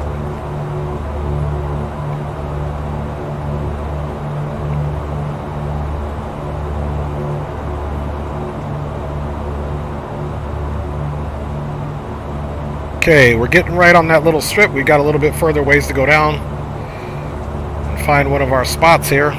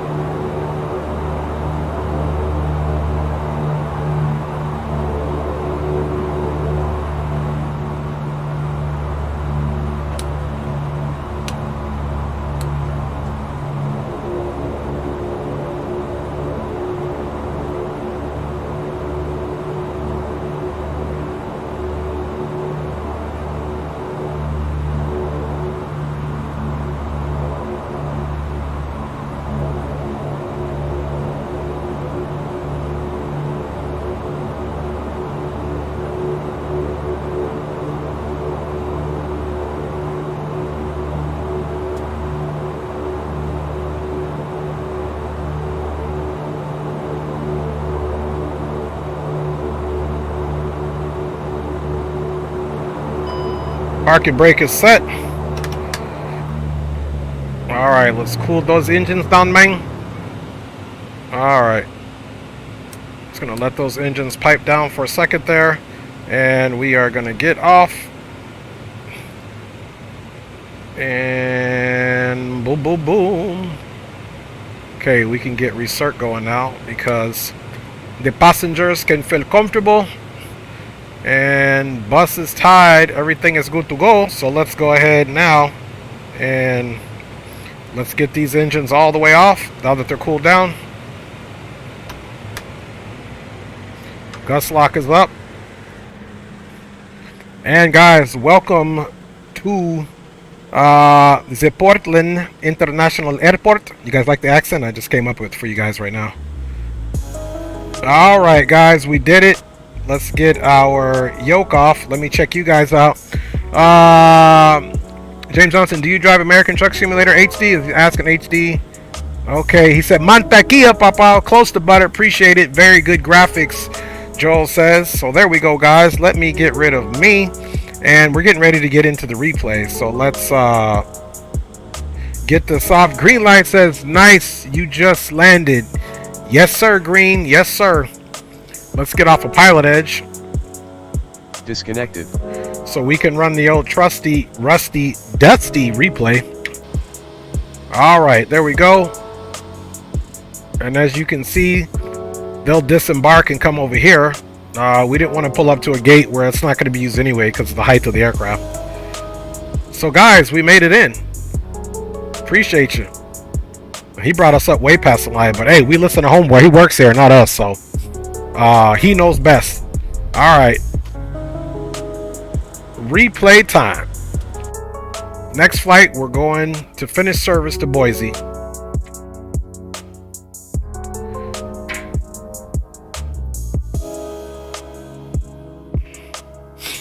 See, Greenlight says, where you going next? Boise, Idaho, good sir.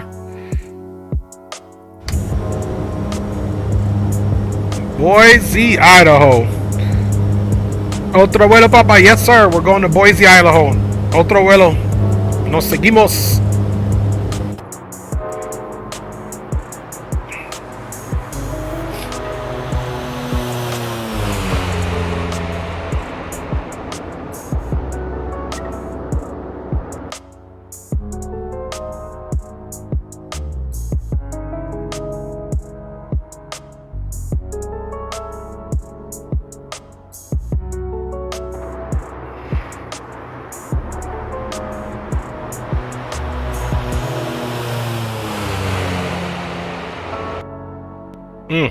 This must be one of those joints where we don't get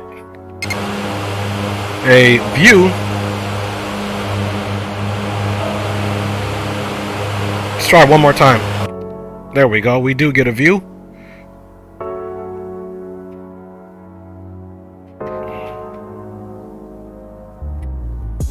There's our touchdown.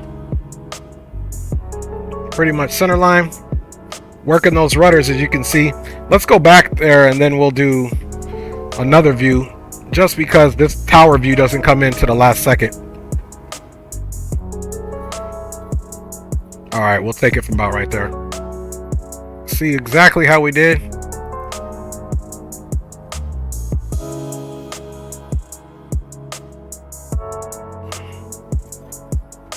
Bye, y'all.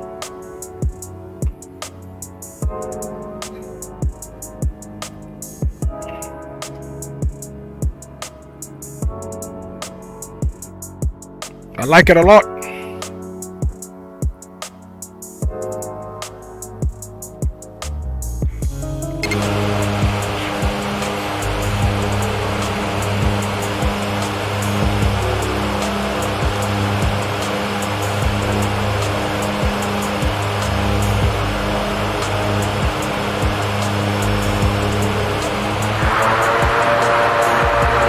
Nice. I like it. James Johnson says that he only has Microsoft 2020. Sí, tengo eso también, pero ahora no estoy usando. Todavía tengo que aprender todo lo que tengo que hacer en este sim. Eso está haciendo un update. Ya sé. Qué triste, ¿verdad? Sí, muy triste. Por eso no uso este simulator ahora. Hay mucha gente. Soy un dueño de este simulator, pero mucha gente siempre me dice que tiene problemas con los updates, con el Microsoft, incluido mi papá. All right.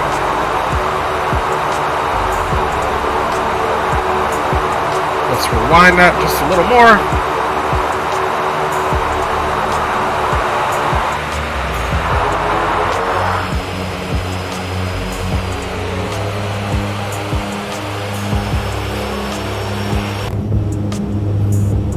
We'll do this view here from the right side, then we'll get into a left side wing landing replay before we get ready for our next jump.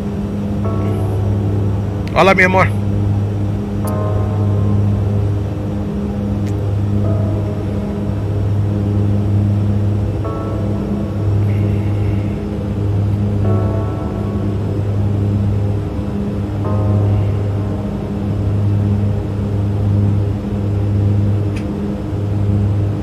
And green, if you're trying to fly on the next one, let me know. I'll switch over to VATSIM green. Let me know.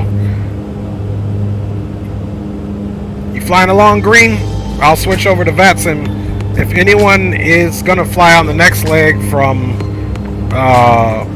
Portland to Boise, Idaho, let me know. I'll switch over to VATSIM. If not, we'll stick on the PilotEdge network.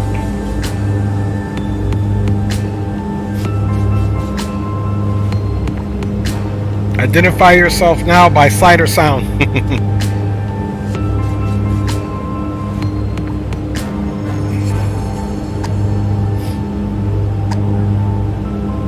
Told you guys, man, that first flight, very busy.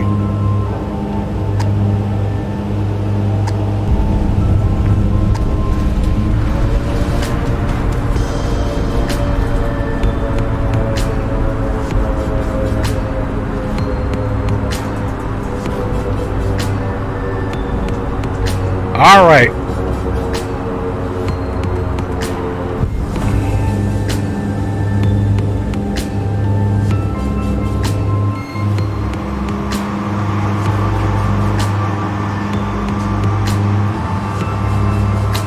So, and guys, you know how I do it.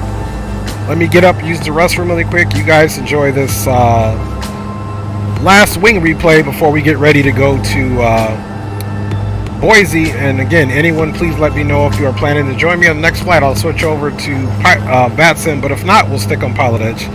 Thanks for hanging out. Enjoy the replay. Back in a second.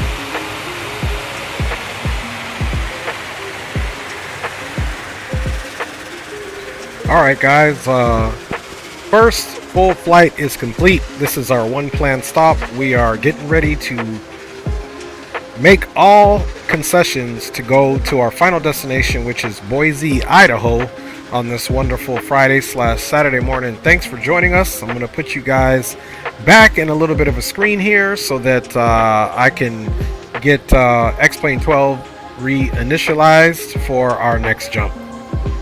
So let's go ahead and do just that. Let me make nice with PAC-X first.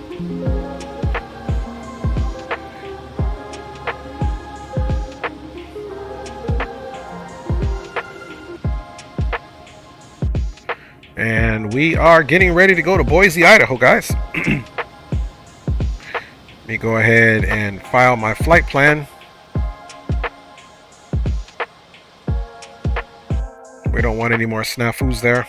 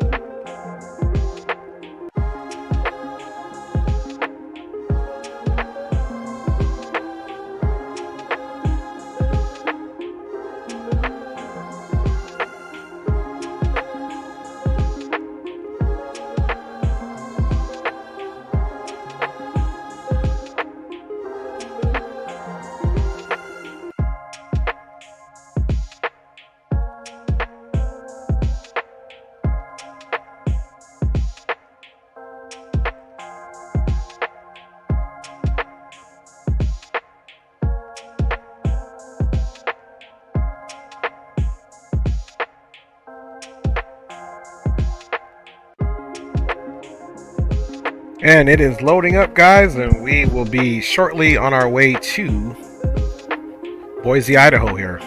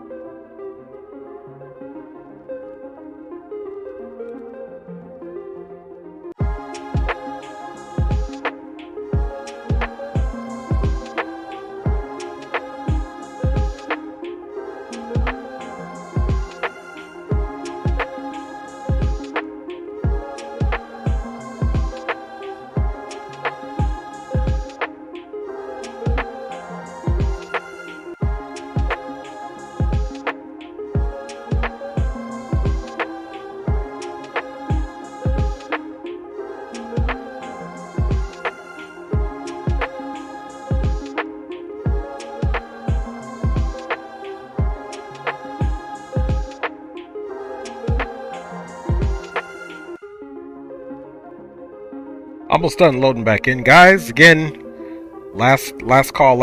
Anybody flying along with from Portland to Boise, preferably in something that's rated around the same speeds as the, or faster for that matter, than the Bombardier Dash 8 Q400, let me know. Otherwise, we will stick on PilotEdge and complete our series of flying tonight as projected. Just waiting for the final moments for the sim to reload so that we can get back to work.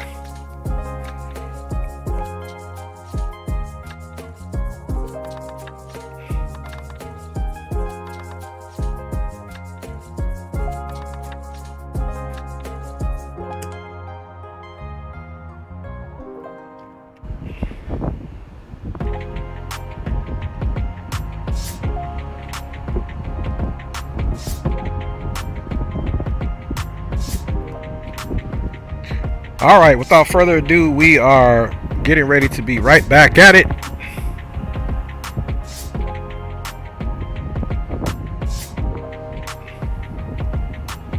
Connected to PilotEdge. We are reconnected. Let's go right back into this screen here, and hopefully our wonderful overlay is all up and good to go. And of course, bam, there we go, guys, back at it again. Here we go at our gate back in Portland, guys, and we are on our way to Boise. Let's come back in and do it all over again.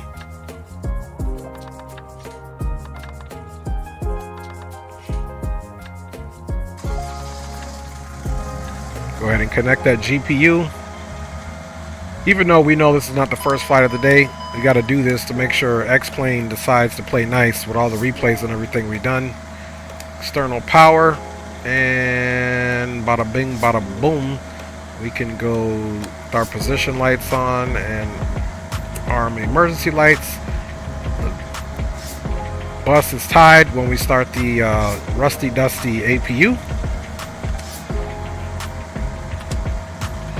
And let's make sure we get our steering on and start these screens.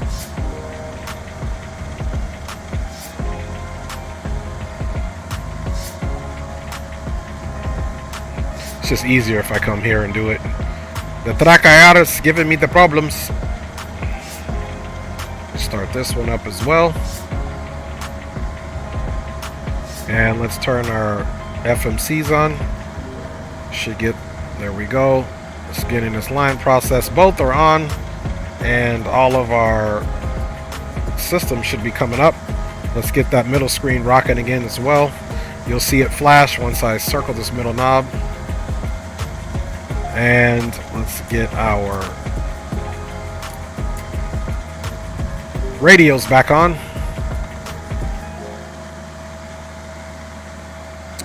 And so far so good. We'll get this off. Let's get our situation on here and come here, guys, and let's get this aircraft loaded up for success. Alright, guys, so this next leg from Portland to Boise, flying time is 1 hour and 1 minute. Fuel, block fuel that we need for this is 6736. So we are just going to assume that we standard only pack 60 packs on here. It makes it easier for me to load the aircraft than always play the silly games, man. Same thing with the cargo. We allow a maximum of 3,500 pounds. And we said it's 1 hora y con 1 minuto. And fuel that we need is 6736, which includes 500 pounds of fuel extra.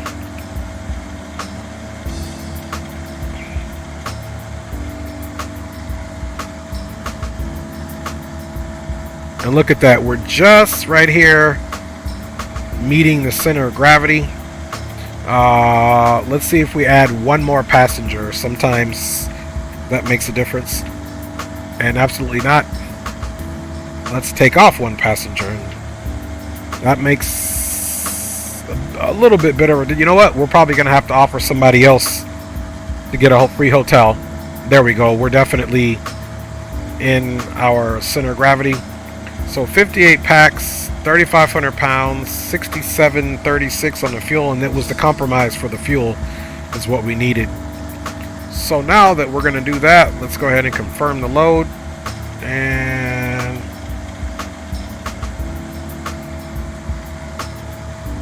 stop the música and get the flight boarded here.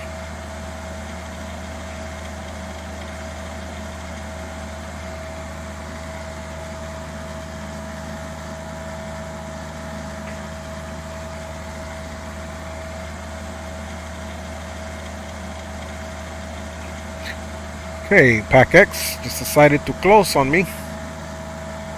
Let's open it back up. There we go. I think it just needed to be refreshed. And we're doing 58 passengers.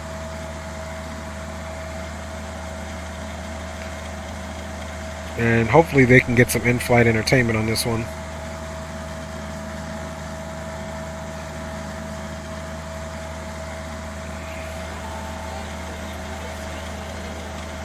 Alright, so they're going to start loading up. November 272 Papa Sierra.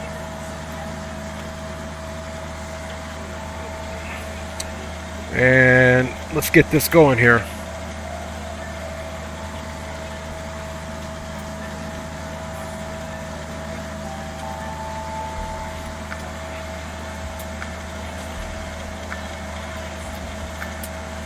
You can see we are.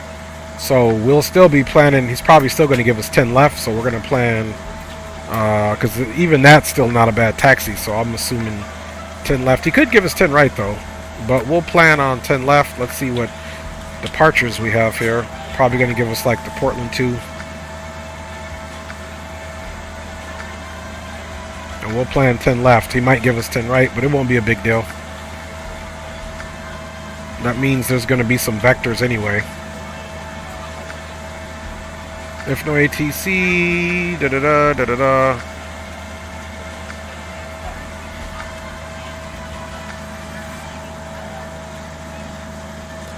Okay, the SID, runway 10 left.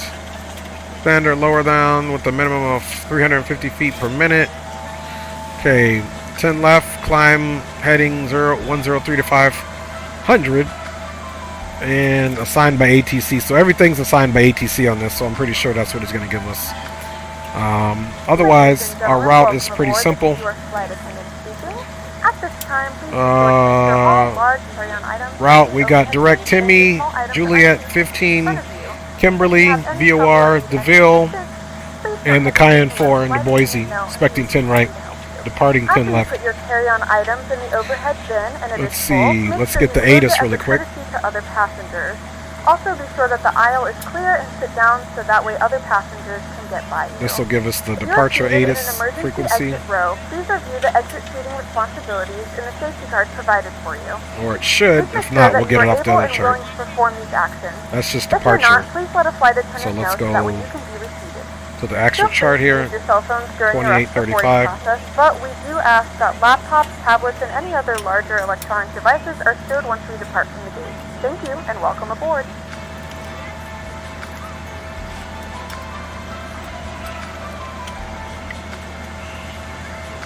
Okay, 28350 is still in there, so let's rock it.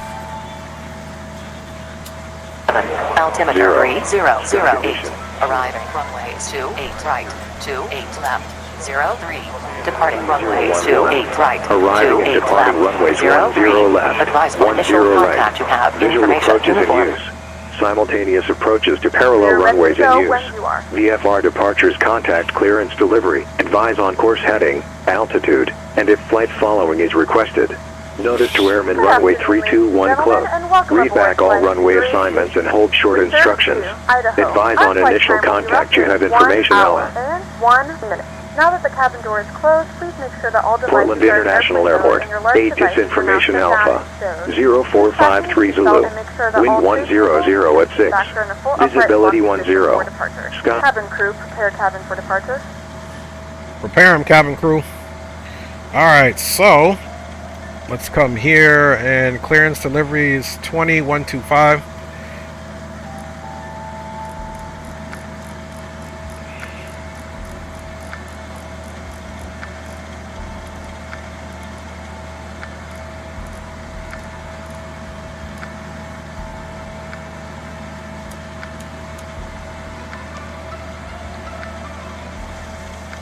Good evening, Portland clearance, Horizon 318, information Alpha, IFR to Boise.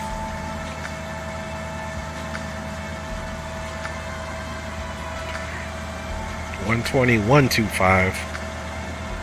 Okay, let's fix, yep, $120,125, that's it. $120,125, we got it. Horizon Air 318, Corsair, stand by. I think we caught him off guard. He thought he was off for the night. Thought he was done with us. He's standing by. In the meantime, while he's standing us by, let's do what we got to do. FMS1. Okay, FMS1. And boom, boom, boom. We're good there. We don't know what top altitude he's going to give us, but let's start. And let's see. It's still filling up right here now, so we don't want to even make any assumptions on that, so we'll wait on our fuel. Resident 318, clear to Boise. The radar vector join Portland 2 departure. Radar vector join J15, that is filed. Maintain 3,000, correction, maintain 6,000. Departure frequency 124.35, squawk 670. Okay, cleared to Boise, Portland 2 departure, radar vectors, I believe you said Timmy. We are going to climb and maintain 6,000, departure frequencies 24.35, squawking 6702, horizon 318. Horizon 318, squawk 6703. Correction, 6073 for the squawk code, horizon 318. Horizon 318, squawk 6703. Yes, sir, that's what I repeated back. 6703, horizon 318. Horizon 318, you read back 6073. 6703 was the readback, and that's what I heard correct. Thank you. Okay, roger that, I appreciate it. Sorry for any confusion. Alright, 6703. I think somebody peed in his Cheerios.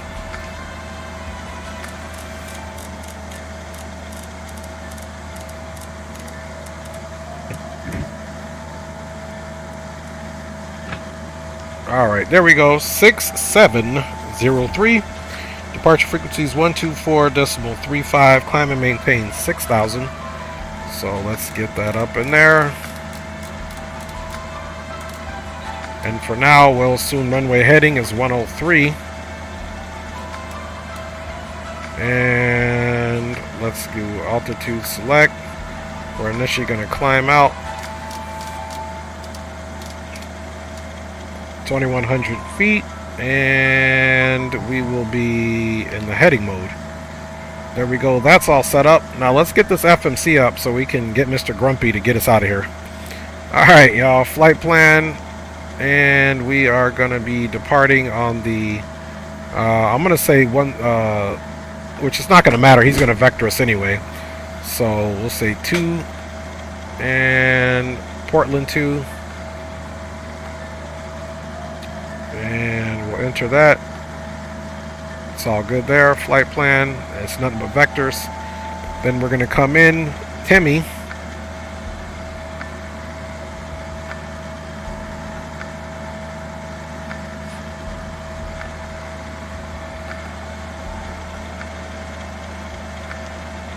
Okay, there's Timmy. Then we're going to go. We've got to go here for an airway. And from Timmy, yep, Juliet 15. Going to enter that, and we're exiting at Kimberly, which is IMB, which is 6.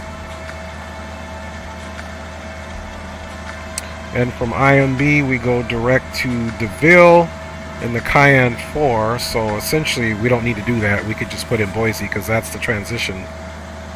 So we'll do K-Boy. We'll accept that, and now we can go right into this menu here. Arrival, and we're going to say 10 right. So that's 2. And it's the Cayenne 4, so that's 3. DeVille transition 1. And we're going to do, we'll just do the ILS Yankee. Let's make sure we have that, because sometimes in our charts things are different. And then we'll get out of here so El Señor Grumpy can have a good night without us. He's got about an hour to go till he gets off, so.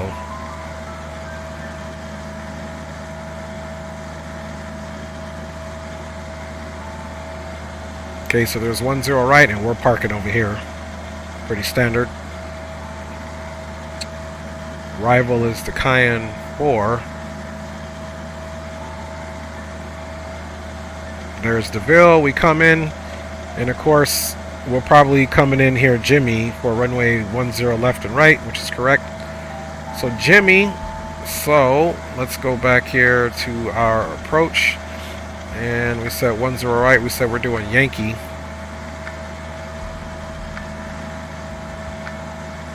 Initial approach is Jimmy, so that's perfect. So we're gonna do 2 for the Yankee and Jimmy for the transition.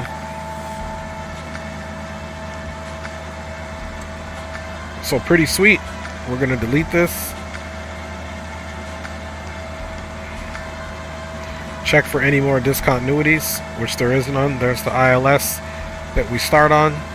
Nice transfer, and there's runway 10 right.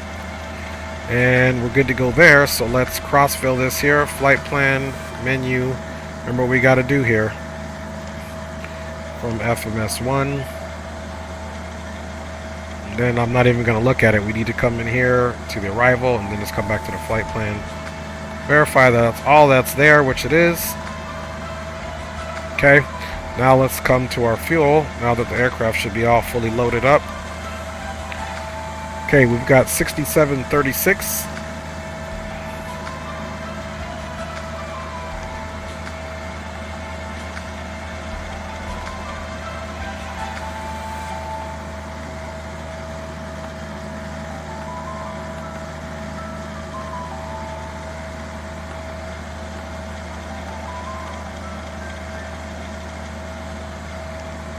Alternate for this leg is going to be 1489.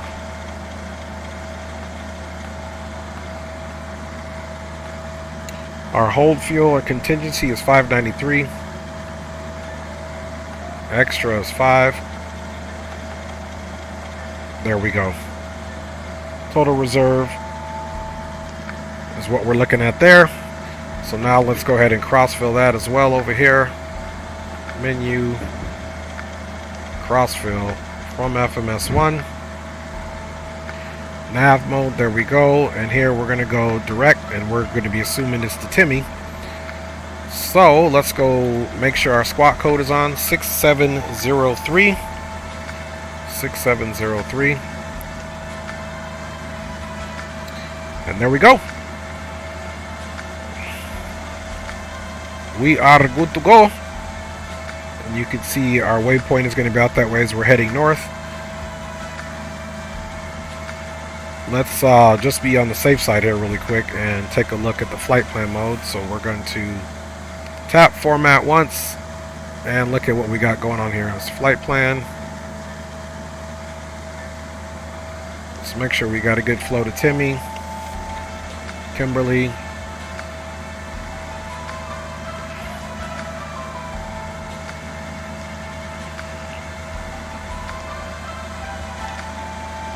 and there's Jimmy. Okay, pretty simple. The ILS and all that, we'll get in the air. We got more time to do it this time. And we'll depart flaps 5. And let's see what our door status is. Okay, we still got 2 doors open, so that means, are they still boarding?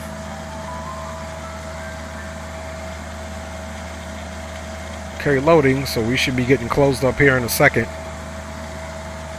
6736, 58 passengers. Alright, let's get that fast load done up. And let's come here for a better pushback. Pre-plan the pushback. Let's see. Either way, we're coming back this way, so.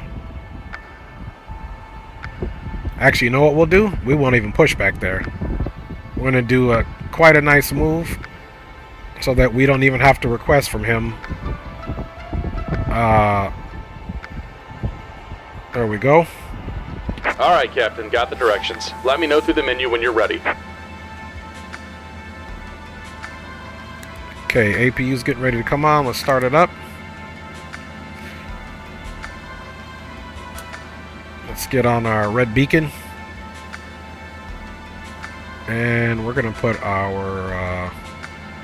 okay, that's done. Let's go fasten seatbelts and non-smoking on. And landing altitude in the Boise area is touchdown is 2836. So now we do have to adjust this up here.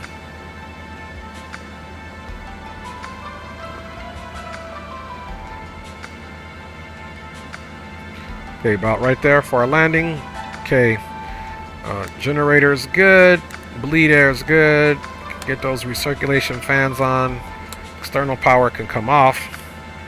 And boom. Let's go ahead and start our pushback. Great news, Captain. Your tow's coming. Okay, guys. Not bad at all. We've already turned our nose wheel steering on. And we're already on our radio squawk mode. Charlie.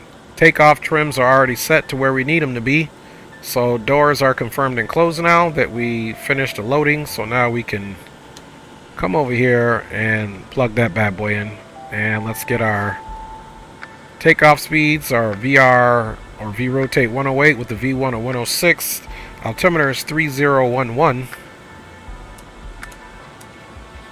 Okay, altimeter 3011. All right. Looks like the doors and hatches are closed and we're ready to connect. All right, guys. Let's get it happening. Green light says, yo, you on PilotEdge? Again, yes, sir. I asked Green light if you were gonna fly several times, and you didn't say it. You didn't say anything. ¿Crees que vas a tener hielo en? We got that winching strap and a depth hooked up. Maybe. Let go of the parking brake when you're ready. Big to up, push. Greg Hill. All right. Yeah, Green. I asked if you was doing the PilotEdge or not, and I did not hear nothing, man.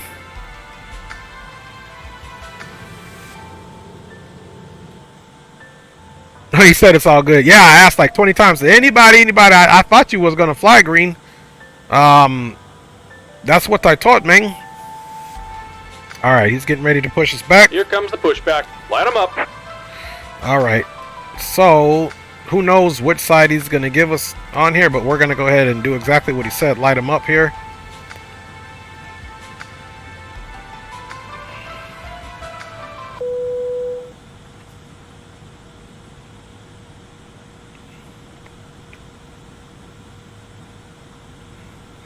All right, let's see here. Face cam. Please direct your complete attention to the flight attendant. Green light. I was making the flight plan. Honestly, I didn't hear you. Oh, I got you.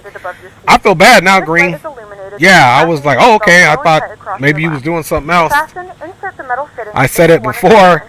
I went to the break and the replay, and then when I came back, as I was getting the aircraft ready, I asked for it. So it's my bad, G. I definitely would have took you flying with me versus being on PilotEdge, though. You know that. Please take a few moments now to locate your nearest exit. Local. In some cases, your nearest exit Bottoms at 272 Papa Sierra. Aircraft. Floor level lighting will guide 2000 northeast. Landing with echo. Okay. Let's go ahead and we'll start the right engine. Secure the elastic band behind your head and tighten the straps if necessary. And don't worry if the bag doesn't inflate. Oxygen is flowing to the mask, and you can breathe normally. So my bad, El Green Light, senor. Favorite one, but secure your mask and then assist others. Keep your mask on until a member of the crew advises you it's safe to remove it. In the unlikely event of a water landing, a life vest is located in a pouch under your seat or between the armrests. When instructed to do so, open the plastic Number pouch 272 Papa Sierra North Cal approach. Enter left base, runway 28 right. Just about done here. Go ahead and set your parking brake. If it doesn't inflate automatically, you may blow it to the mouth. And we're disconnecting the Number tow. Give me just a 272 moment. Papa Sierra, enter left base. He is runway disconnecting 28 the right. tow. Correction, Please make sure to exit 2 the Papa aircraft Sierra, as enter soon as left. possible and leave your belongings. Now make it a right base, a right Now, base, 28 left. Green light, do me a favor. If you still want to fly right now, I'll log off of PilotEdge. It's no big deal. I can log off of PilotEdge and I'll go on Batson. You gotta let me know now though. Saying again, Green, if you want to fly, I'll log off of PilotEdge and I'll go on to Batson. Let me know if you're still ready to do that, and I'll do it. So I'll give you a few seconds. I know there's a delay in the stream, maybe like 10 seconds. Again, green light. If you want to fly, let me know here. Let me call you. Stand by really quick, guys. Stand by. Let me call in Senor the green light.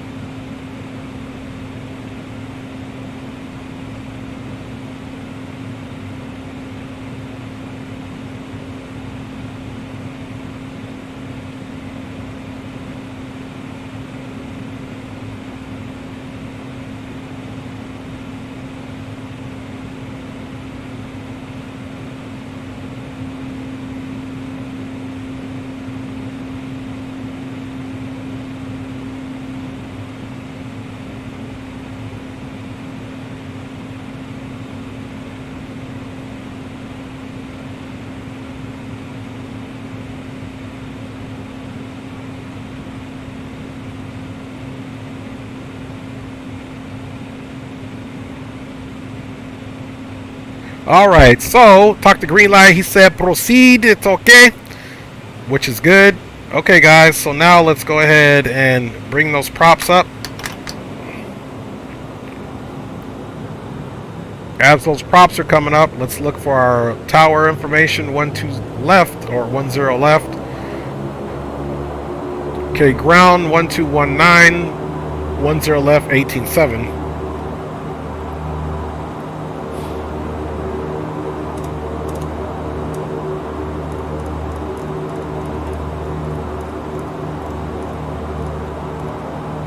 Okay, that's tower. Let's put ground in.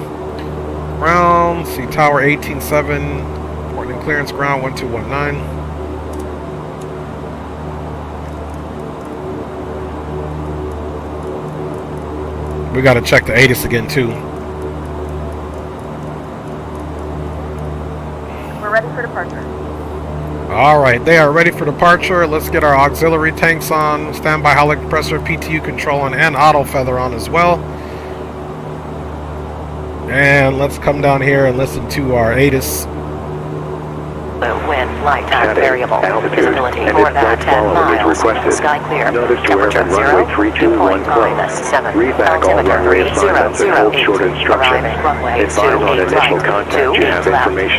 03. Okay, Bravo is current. That's why we always recheck it. Portland International Airport. ATIS information Bravo. 0553 Zulu. Wind 090 at 4. Visibility 10. Sky condition clear. Temperature -2. Dew point -9. Altimeter 3012. Arriving and departing runways 10 left, 10 right. Visual approaches in use.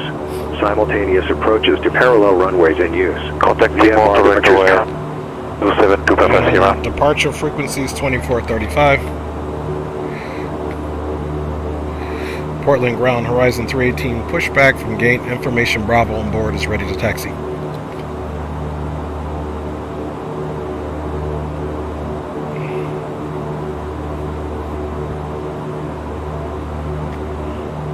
Monterey Towers, Baranza 272 Papa Sierra. Over 272 Papa Sierra, Monterey Tower, runway 28 clear to land. Clear to land on 28 left. Resident 318, runway 10 left at Echo, taxi via Bravo Echo. Clear to land, will taxi via Bravo Echo. November 2 Papa Sierra, that was not for you. I thought it. Air 318, runway 10 left at Echo, taxi via Bravo Echo. Okay, 10 left, taxi via Bravo Echo, horizon 318. 272 Papa Sierra, runway 28. Alright, so I was right. We're going to take Bravo and Echo. The other guy answered. Clear to land 28 left, 272 Papa Sierra. Taxi lights on, pedo on, and let's go untie the bus.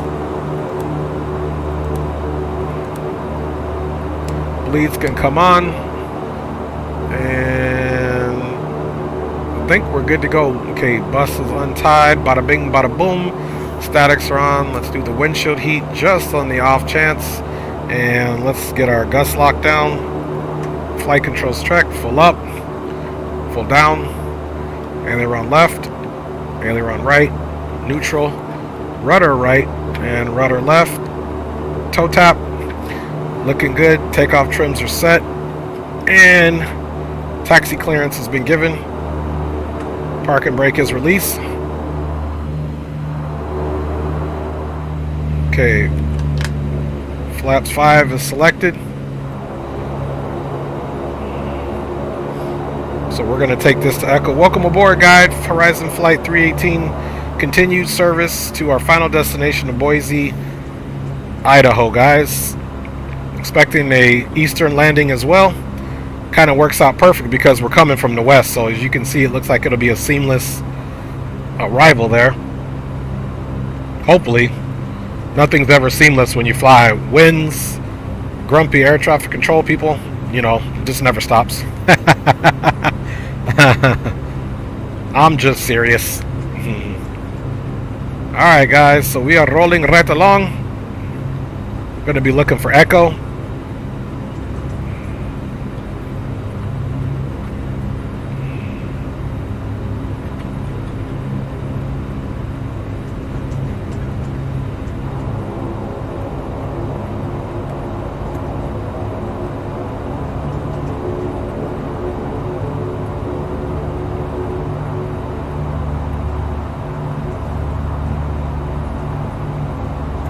Echo a little be the first taxiway we can take to the right.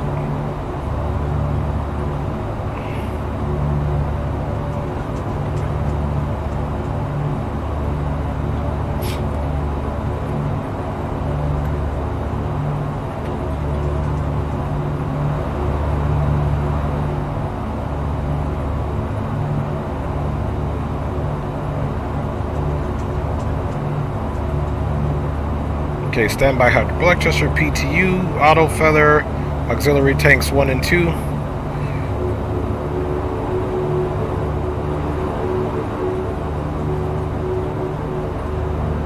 It's Bravo 3.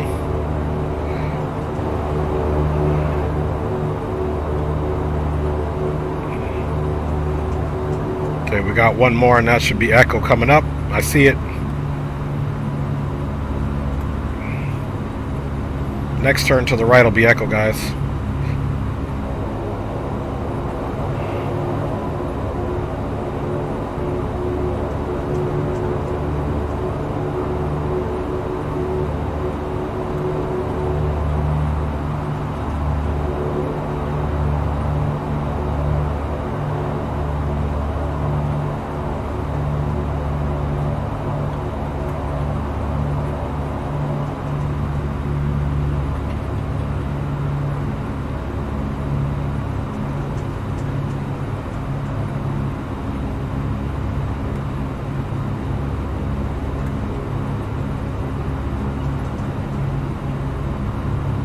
Seattle Center, 7670 Foxtrot, on the ground at Renton, runway 34. Would like to get IFR to Harvey.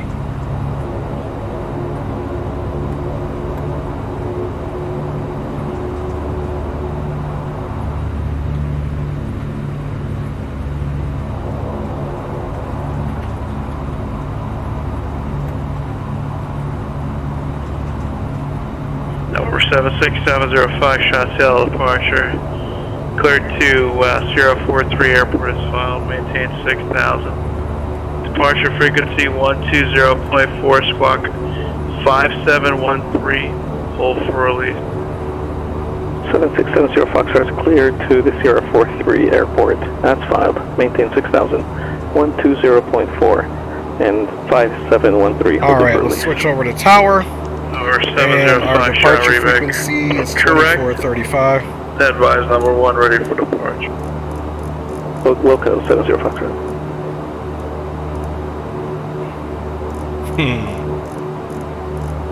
Green light said, get my investment. That's right, man. I paid for PilotEdge. Alright, 2435. Good evening, Portland Tower. Horizon 318 on Echo, holding short, 10 left, ready for departure. Let's see what heading is going to give us.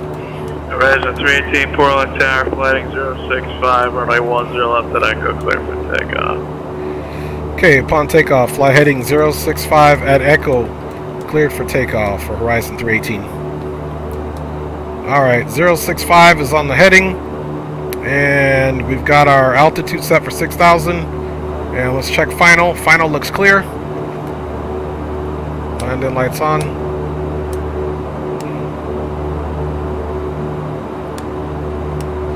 And there we go.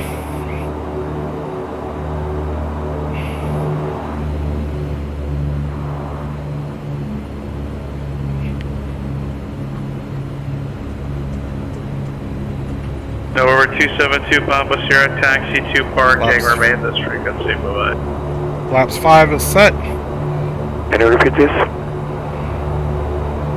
November 272 Papa Sierra, taxi to parking, remain this frequency, bye-bye. Taxiing to parking, remaining on this frequency 272 Papa Sierra.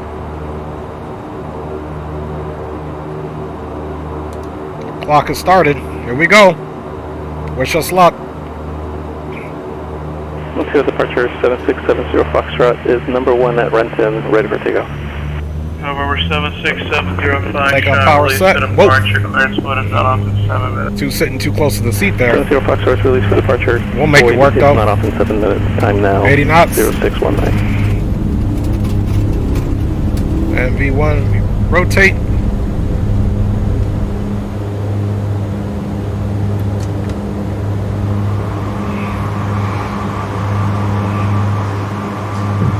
Fly runway heading per second, and let's go to 065 on the heading.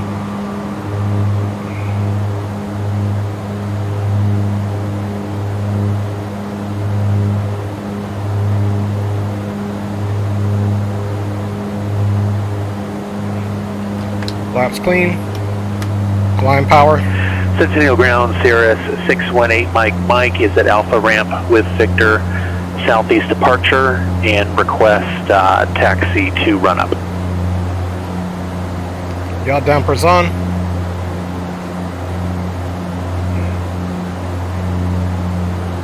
Autopilot engaged. Flaps are up and clean. And let's do indicated airspeed climb. 205. Centennial Ground. Runway 17 left, taxi via Alpha. Thanks for Vic. 17 left via Alpha, and that's for 618 Mike. Alright guys, we're in the air.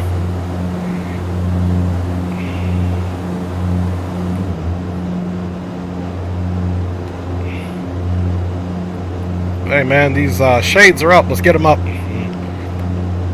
He hasn't told us to go to departure just yet.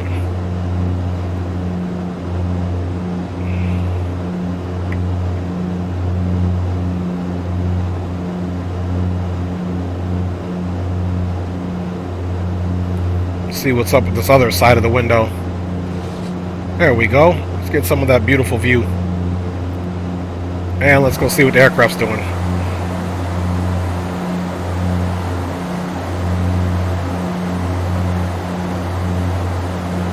And Portland Tower, Horizon Air 318 is 5,800. Would you like us to switch over to departure? Horizon Air 318, contact departure. Over to departure, Horizon Air 318. Caught him slipping! Portland. 7670 Foxtrot 2000, climbing 6000, Zero Capo.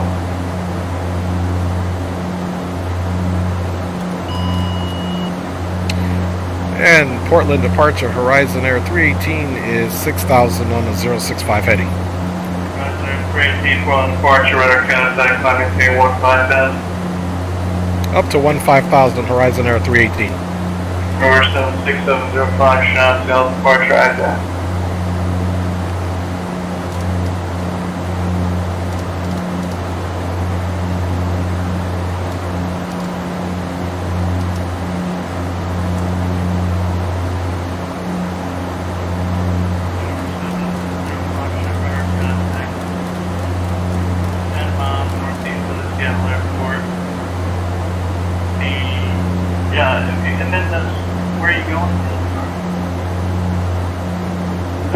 You're coming in really faint. Can you say again for 70 Foxtrot? For 70 Foxtrot, where's your destination? Yeah, he sounds super echoey. Sierra 43 would like to do the RNAV Alpha starting at half O, 70 Foxtrot.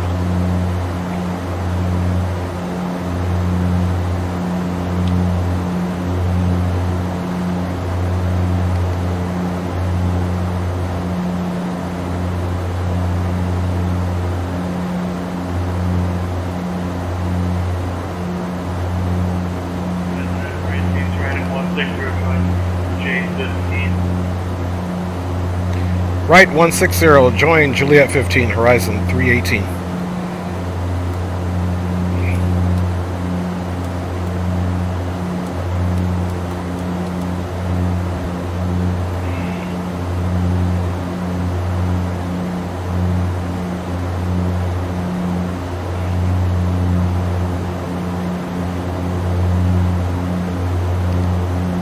Alright, we're on the nav. We're going direct Timmy so we can join Juliet 15. Timmy is the entryway. So now we've got that in there, which is 38 nautical miles.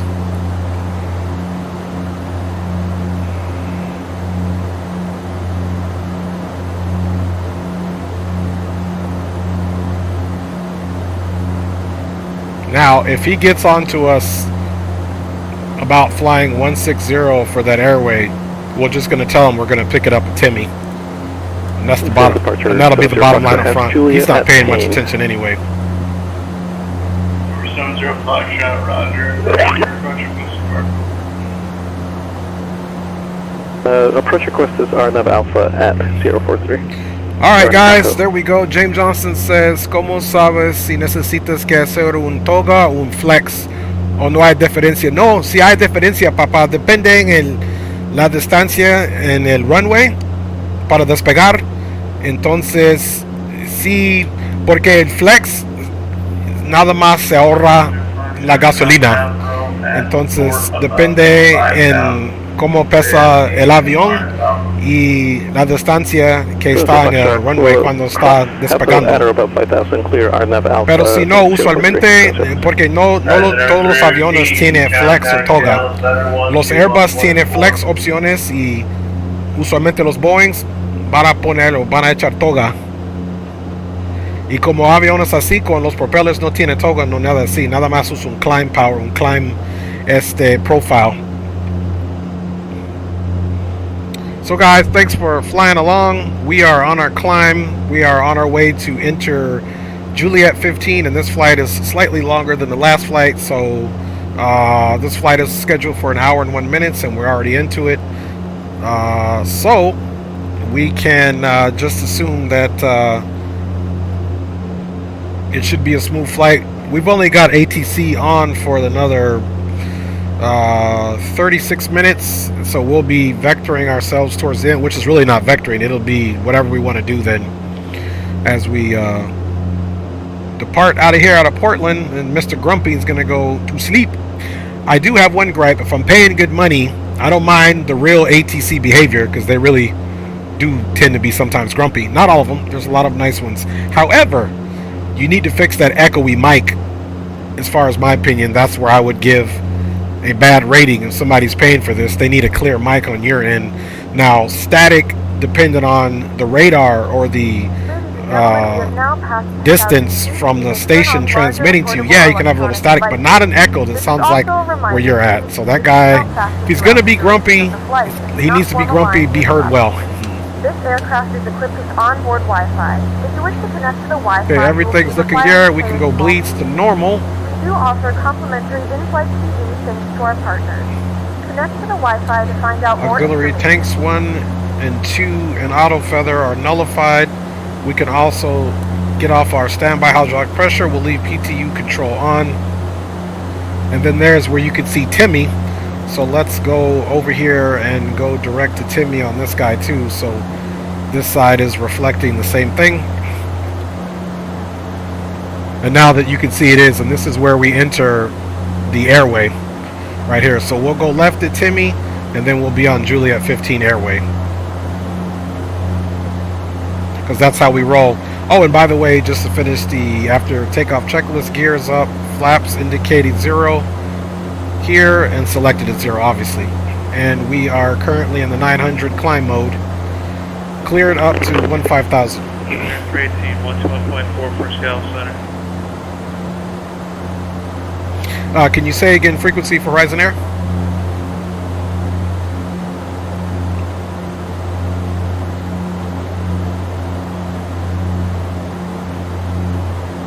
Horizon Air 318, 121.4. 121.4 for Horizon 318. 121.4.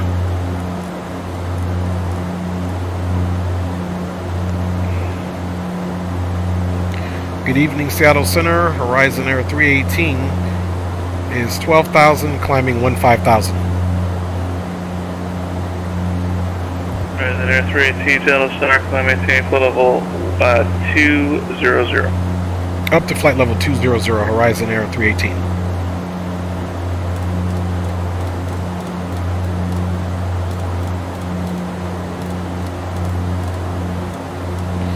Alright, so that is our final cruising altitude.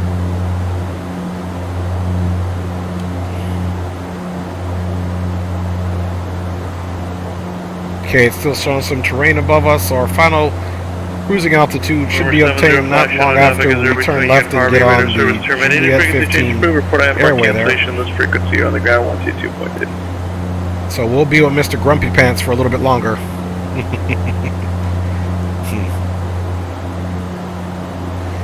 Alright guys, so we essentially got 51 minutes. We're 10 minutes into this ordeal. And of course, checking out some beautiful views there.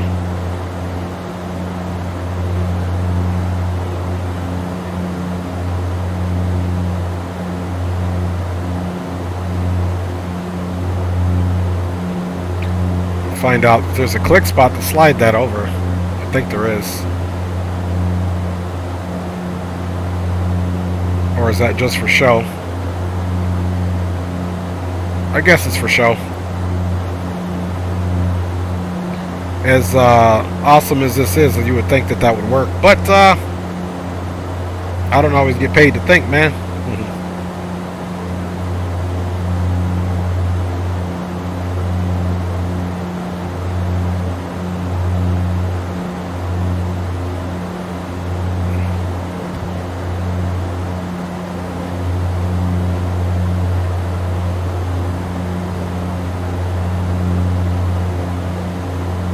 So, you know what I like to do, guys. Let's get rid of some charts.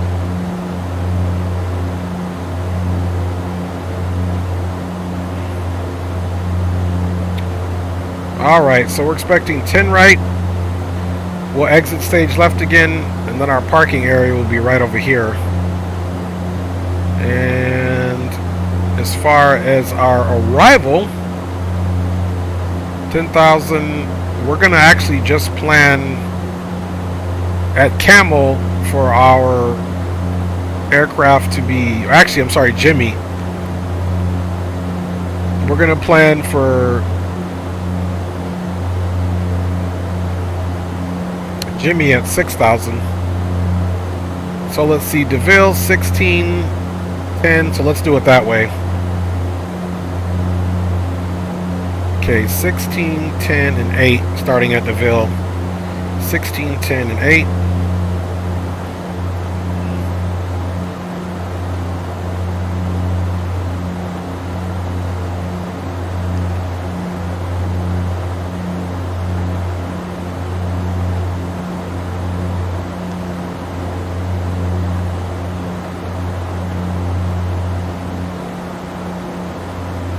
$16, 10, and 8, perfect.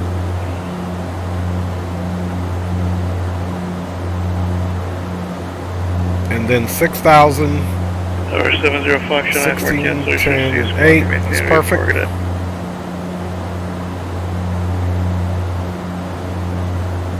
So once we get to our cruising altitude, we'll hopefully set our situation to capture the first descent constraint, which is 16,000 at DeVille.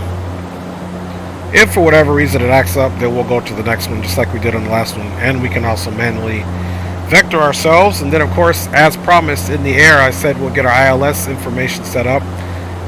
So let's work on our decision height first of 3036.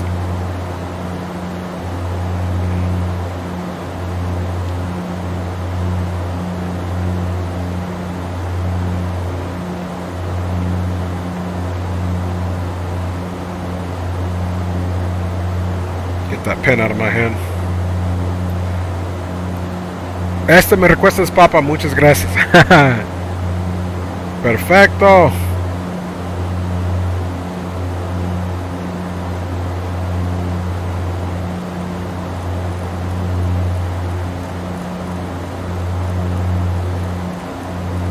Alright, so we're going to probably be rolling this. Oh, that's on MDA. We need decision height.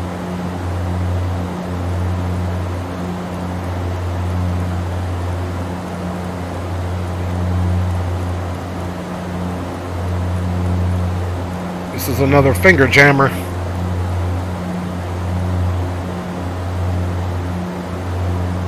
Okay, so decision height only goes to 1,000. So yeah, let's work back on this one. Because we need to go 3036. Not too bad.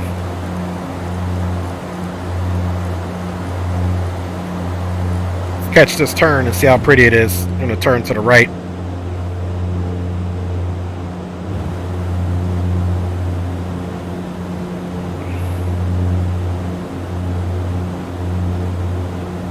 Beautiful. Beautimus.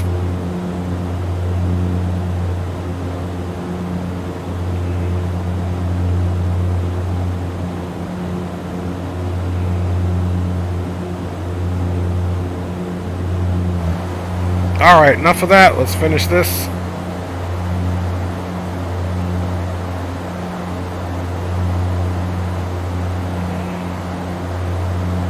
Actually, let's wait for an aircraft to finish its deal. You can see there's a good reason why I only selected that altitude there. Or technically we could go down on our indicated airspeed. So we've got about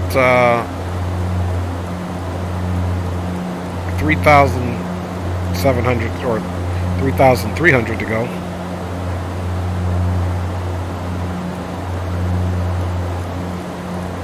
I passed it. Let's see. 30, so I passed it a lot. Multitasking.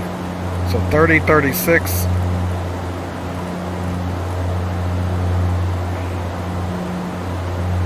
We'll round up to 3040. There's our decision height. And we're still continuing to climb. 3,000 to go. Ever so slowly.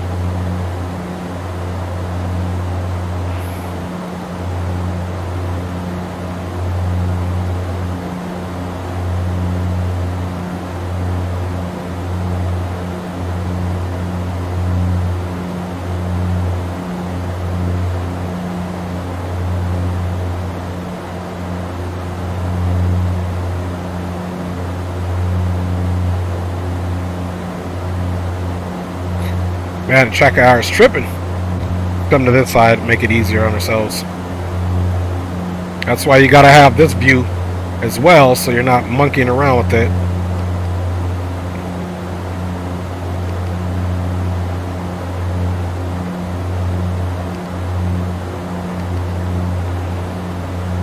Okay, so we got that decision height in there. James Johnson says, comiste mofongo. Es uno de mis favoritos. Sí, mofongo, la comida boricua. Claro que sí, mofongo, que chévere. Es bien rico, un mofongo y mojito. Y viera una buena papa. Que chévere, mofongo, sí. No tomo, pero antes sí, yo tomaba bien antes de mi vida. Y mofongo con una bebida rica, todo rica la comida. Mofongo es vida, ¿no? Alright. Get ready to pass transition here in about 100 feet.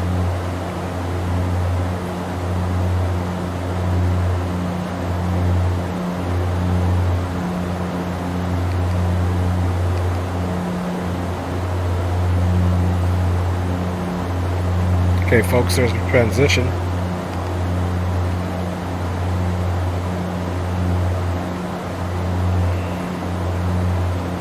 Alright. So there we go. Check something down here.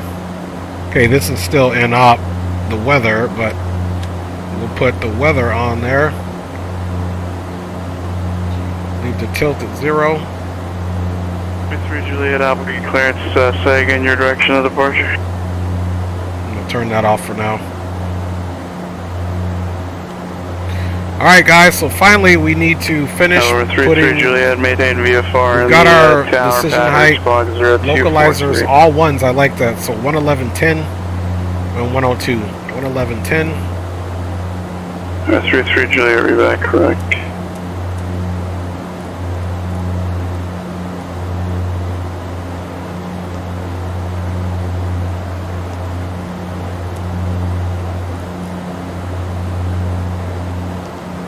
Okay, 111.10 is in, and of course said a final approach heading of 102. November 33 Juliet, Albuquerque, ground runway 3, taxi via Foxtrot. Press and hold format, and now it brings us into our ILS profile. So ILS 103, we just want 1 off 102. So 111.10, 111.10, 102. And our decision height of 3036 is rounded up to 3040. 111.1, 102, bada bing, bada boom.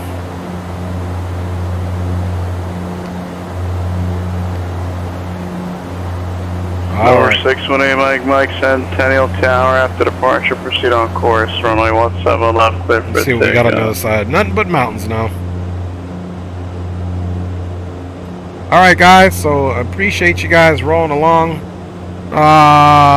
Lo cierto, si te da más hambre, papá.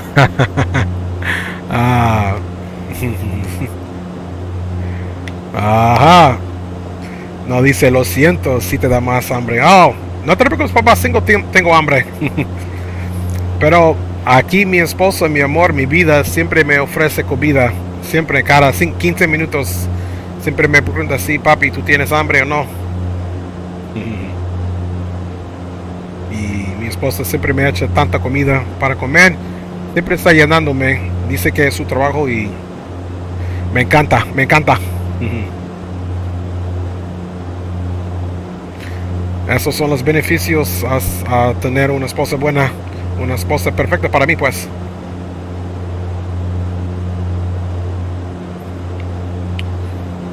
Okay guys, so I think for this flight we can get some jams on and try to listen up to Mr. Grumpy Pants.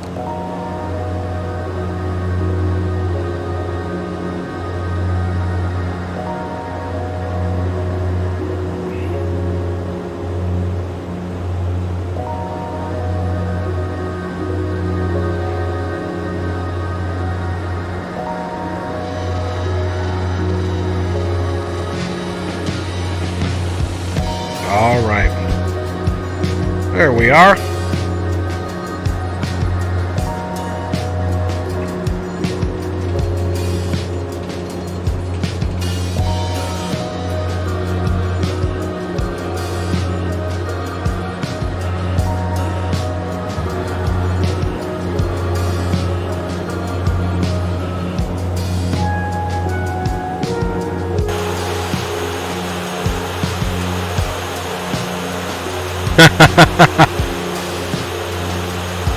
Sí, me trata de engordarme.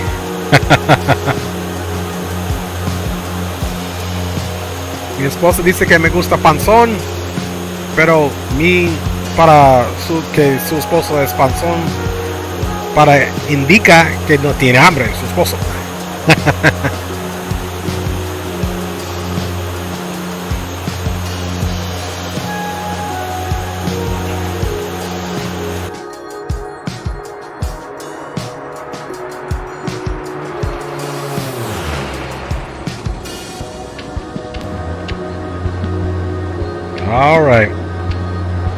On the way to Boise we go, fam. On this, on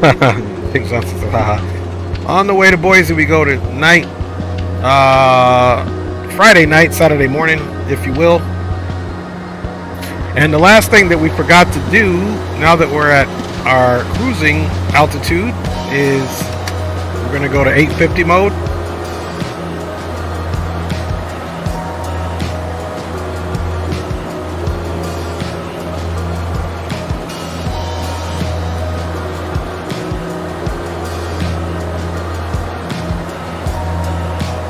And you can see we must have some headwinds going on here.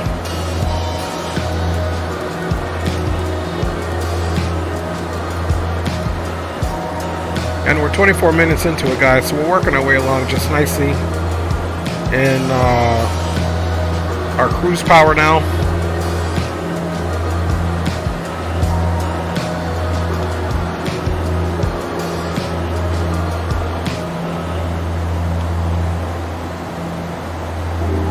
And there you have it.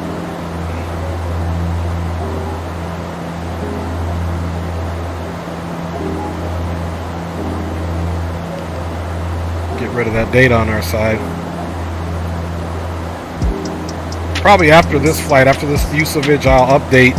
There's been an update for this aircraft for X-Plane 12, so I'll update it and see if we can get the wind information on here. Right now, we have no wind information right now in the air, but given our slow increase in speed, 33 Juliet Albuquerque Tower, Roger. Get ready for departure. We should be getting a tailwind traveling from west to east, of course, that jet stream. So November 33 Juliet, make right close traffic, runway 3. It's not really showing up right here in our success in speed.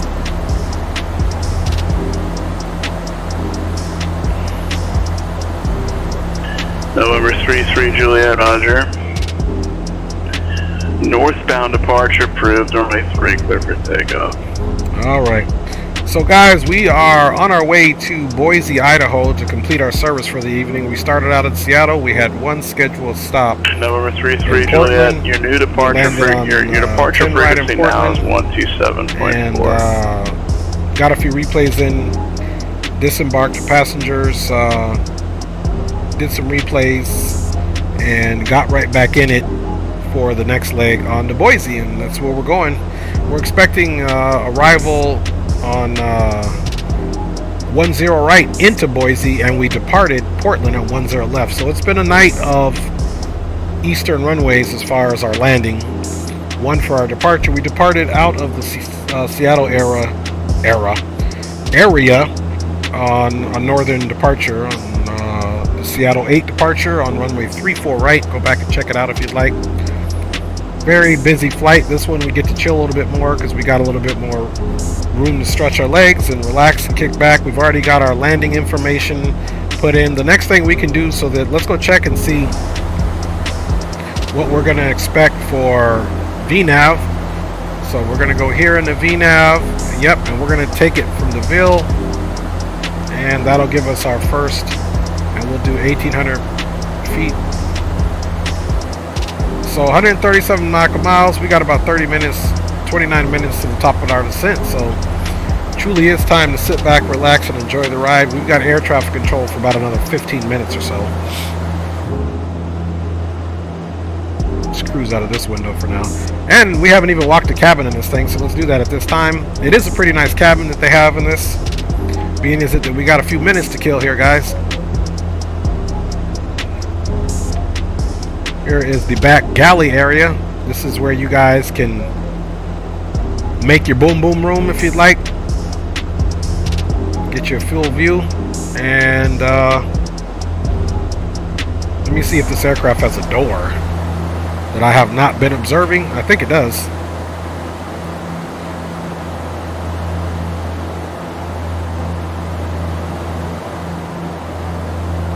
Or is there no door here? I could not remember. Oh yeah, this is the door right here. Let's get her closed up. There we go. Alright, let's get back to one of our aircraft views. That door should have been closed, so we gave the passengers a little view. Must have been some reporters on.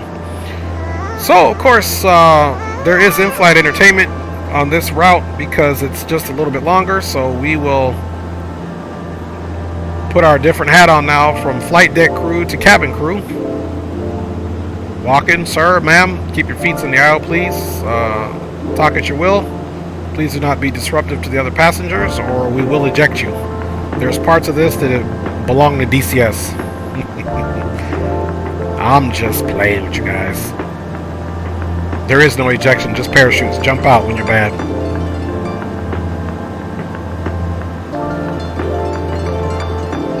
Not bad. Number 33 Juliet. And I believe you can open these up. I believe that's what that is. It's pretty cool. If you get something out of there, please watch your heads and bodies as the baggage may have shifted on November takeoff. 33 Juliet, Albuquerque departure, runner contact. Now if you guys got to use the bathroom, let's come in here and check this bad boy out. I don't think I've ever even looked in here. Whatever you do, don't eat too many tacos because there sure isn't enough room in here. But looks like they got the TP on point. It's nice and filled up. Nice place to wash your nasty hands. And definitely some soap there for you. So use soap and water. Count the ABCs while you wash your hands.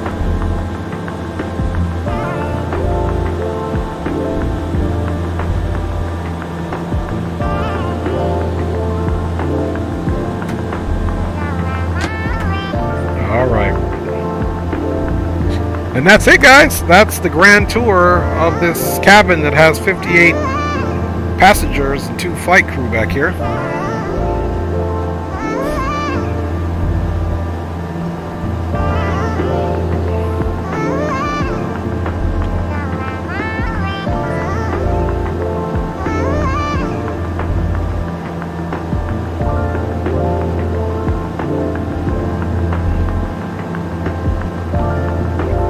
That's it. So don't say I didn't give you guys a tour today. Service terminated. Frequency change of cruise clock VFR. We'll be getting that here soon too.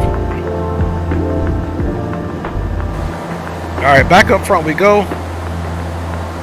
We definitely aren't breaking the speed barrier, speed sounds or anything like that. So about 12 minutes of ATC. And let's see how much longer to top of descent. About 25 minutes. So we'll be on our own for, let's say, 20-25 minutes. No big deal. We're used to handling things.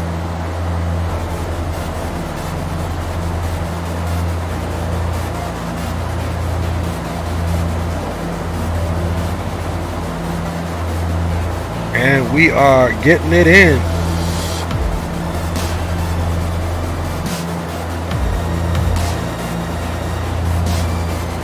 Mr. Grumpy Pants can go to bed.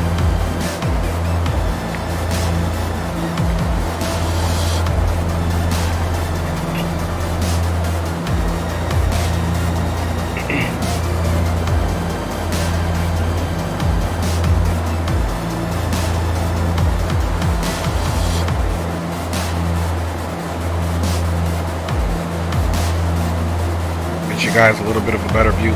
Go to the first officer side. We always hang out on our side. Let's give some love to the first officer, who's apparently has a nice little coffee cup over here.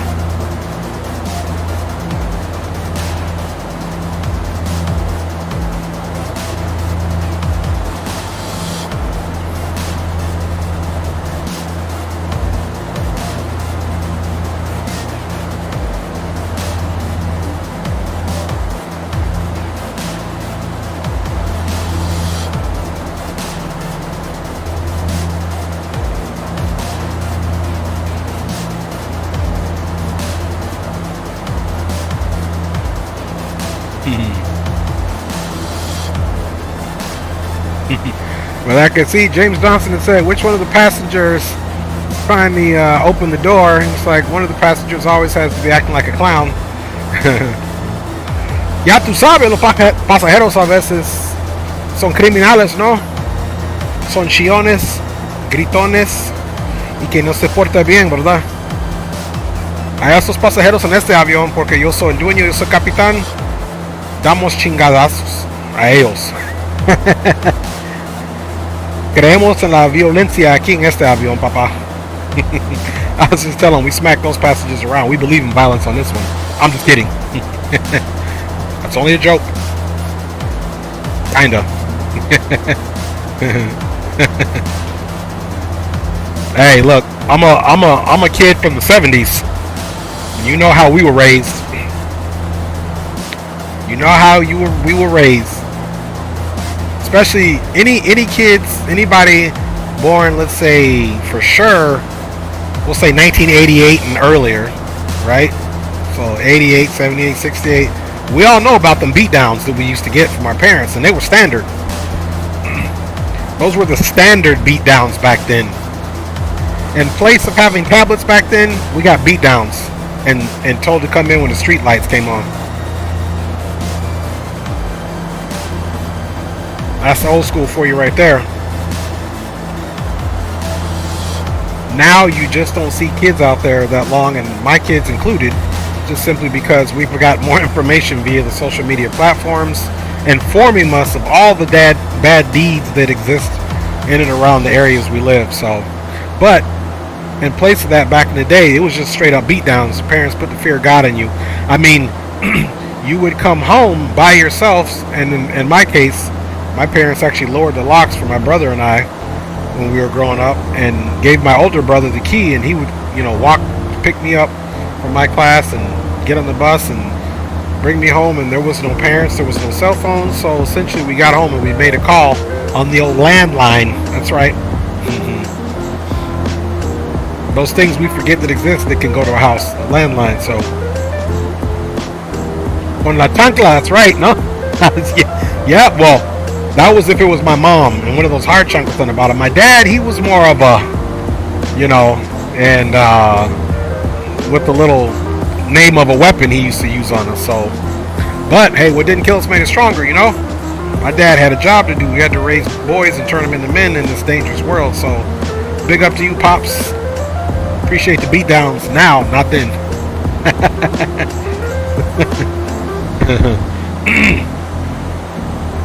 Oh yes, wife came up the hard way too, boy. That's why me and my baby get along so well. We're still recovering. We formed our own group, Beat Down Anonymous. From our parents used to beat us down. I'm just kidding, but no, not really. Yeah, matter of fact, as soon as I get done with this flight, I'm gonna go join my partner in crime in our support group.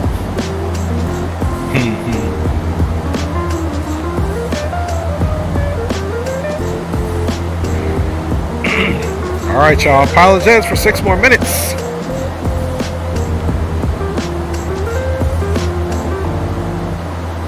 Oh yeah, the chancla was real, boy.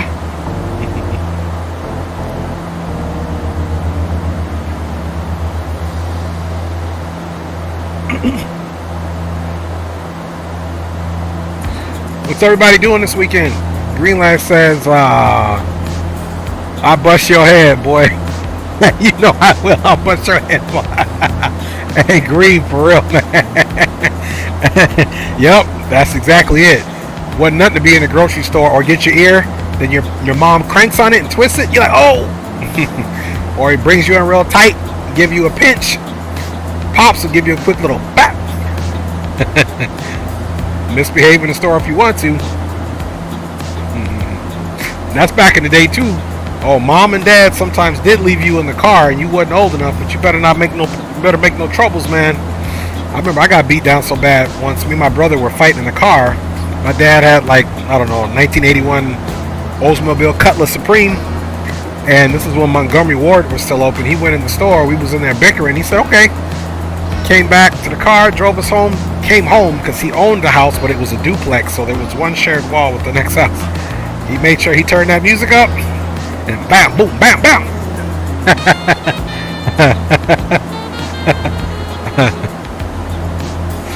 Oh.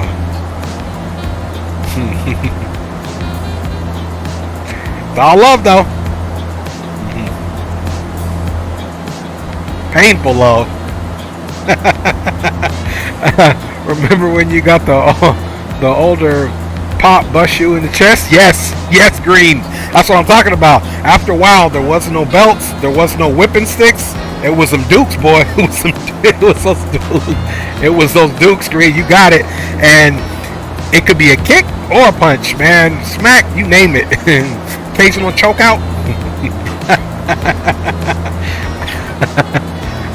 Yes, sir. I know you know, Green. In your case, Green, you had to repay loans that you didn't know you really had. Then you say, I don't want no problems. You ain't lying. You ain't lying, Green. That's what I'm saying. Those beatdowns kept you on a straight path, man. You wasn't scared of no cops, man. You was more scared of your parents. That's funny. You got that right. I don't want no problems.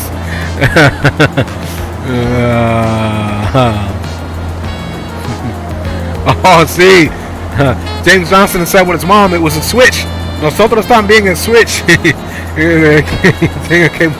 Yep. So James Johnson is saying he got a switch, and just like the rest of us too, you had to go out and pick your own switch. And if you can remember, you would try to pick the small switch, but those are the ones that hurt the worst. It didn't matter, big or small, you was gonna be hurt. Mom's only 5'2", but she whooped some butt with that extension cord. Yeah, you can't forget the extension cord, boy. And it sure was an extension when they reached out. You thought you was getting away, you were running, but the cord was so long it still got you. Yep. Oh my goodness. That's right. I know you probably had that too, Green. Go outside and pick your own switch. Yep, that was torture. Go out and pick your own weapon that they're gonna use on you. Oh man, you guys are making me laugh about them old school beatdowns. All right, should be getting the message in about 2 minutes. Man, you guys got me laughing on that one. That's a good one though. Hey, you guys know that our kids these days, they're not going to have such great stories about beatdowns or having to walk in the cold and all that. You know, having to wait for He-Man to come on or G.I. Joe back in the 80s. You know what I'm saying? You only have like getting home from school, I would say like between 3 and 5 p.m. was the only time cartoons were on. After that, man, it was straight boring stuff. And then on the weekend, the cartoons were early in the morning and then say around 10 o'clock on the local channels. That was it. Golf started or infomercials or whatever. There was no Netflix or anything like that, man. It was, and that's why I said it was go outside or play with your toys, man. That was it. Greenlight says, man, I tried to get a blade of grass. She said, if you don't get that switch. Attention, aircraft 7907000, flight us control positions are now closed. Class Alpha Bravo Charlie and Delta airspace procedures are no longer in effect. All airborne aircraft operating at FAR monitor 122.75. All airborne aircraft within Class Bravo Charlie or Delta airspace monitor the appropriate advisory frequency. PilotEdge will resume operations at 1600.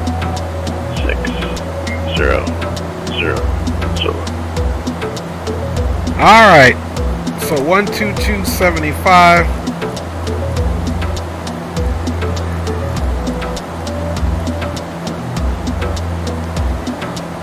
There we go. No more Mr. Grumpy Pants, guys. No more Mr. Grumpy Pants. But you can see here is our top of descent is already right there.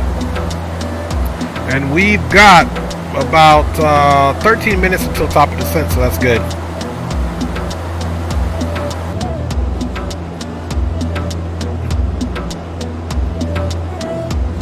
James Johnson says, if I remember, yes, James. Me acuerdo bien porque yo recibí chingadazos de uno de mis maestros. Yes.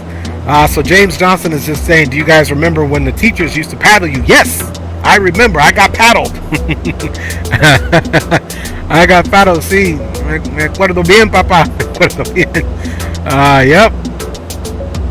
No tienen eso hoy. No tienen eso. Imagínate con los jovencitos de este hoy, imagínate, y los padres también que no dejan, o que no permiten que los maestros pegan a sus niños. Nosotros también. You whoop these kids, they say, I'm gonna call the police. Moms would say, I'll whoop you in front of the police. Yep, our parents too. Hey, you know the old saying, man, I brought you in, I'll take you out. Yes to both of you gentlemen. Yep. I definitely remember when the teachers could whoop you. I got whooped by my teacher. His name was Mr. Brown. I was in 7th grade. Yep. I was doing something in class. He said, I'll be right back. I'll call your mom. I was like, go ahead, call her. She's going to say no. Mom said yes. My man brought me outside. Everybody was in class. He brought me in the hallway. He gave me 4 good ones. And I mean, the little paddle had air holes in it. So it was aerodynamic for pain. And I had to walk back into class. I really wanted to cry. But I had to stay strong, man. I couldn't let him see my pain. But, man, my butt was on fire. Greenland says that guy hit with the Zeus by the principal. Not them Zeus's, boy. They was thick, Green. They was thick. Yes, y'all. You don't even know, man. Hey, baby. Them old beat downs. Yes, he said he got hit with a Zeus. Alright guys, so we are on our own more than halfway throughout the flight, and we got top of descent coming up soon, and you guys, appreciate you, man. You guys making me laugh here on this wonderful journey to Boise for the second leg. We're going to come on tomorrow. If we do any flights, that'll probably be later in the day but I'm assuming that I'm going to do some American trucking tomorrow, so let me be a good steward here and put the old rusty dusty Discord in. Man, you guys do have me laughing, I'm gonna tell you that. For real.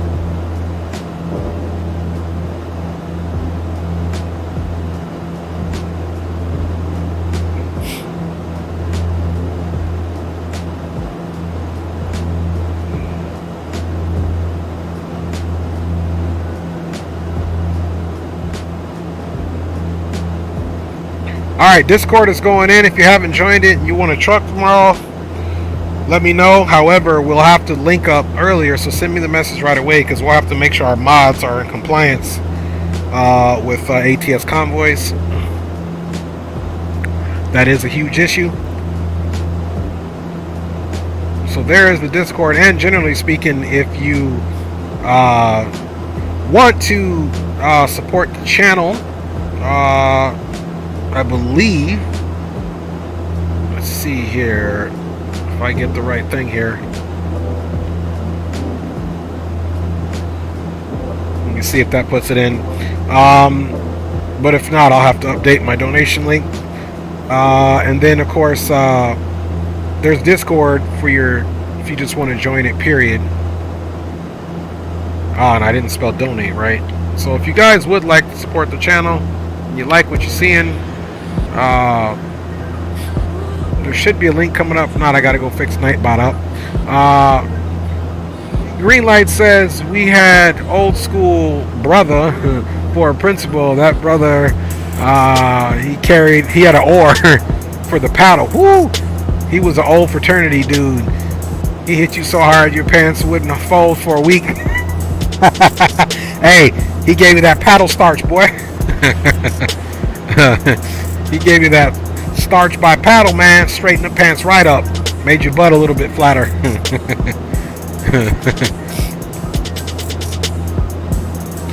Man, you guys are awesome. Awesome sauce. Yes, Green. Man, that's a hard life, boy. Hey, and you just better hope that teacher, whoever it is, was, that mama at home made them happy. Their own kids didn't do anything too egregious, because they was going to take it out on you. Okay, we got about 48 miles to go to top of the descent, or 8 minutes. As you can see, there's the TOD.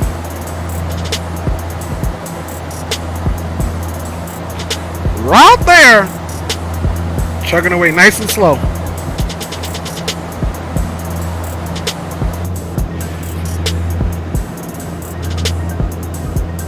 All right.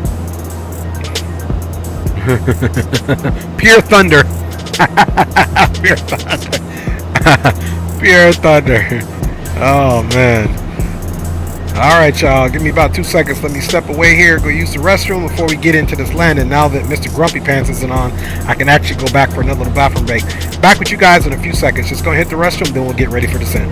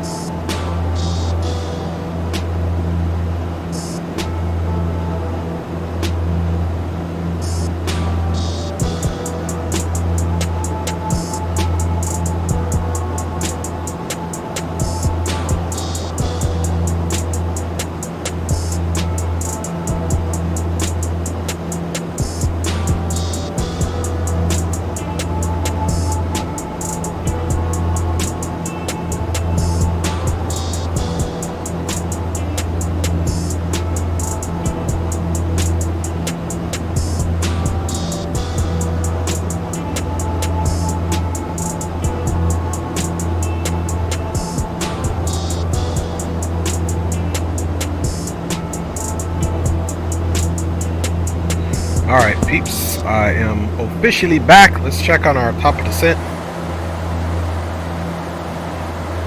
Top of descent, essentially in 1 minute. So let's change our altitude select and get it on vertical navigation, or VNav, and we know bottom altitude is going to be 6,000.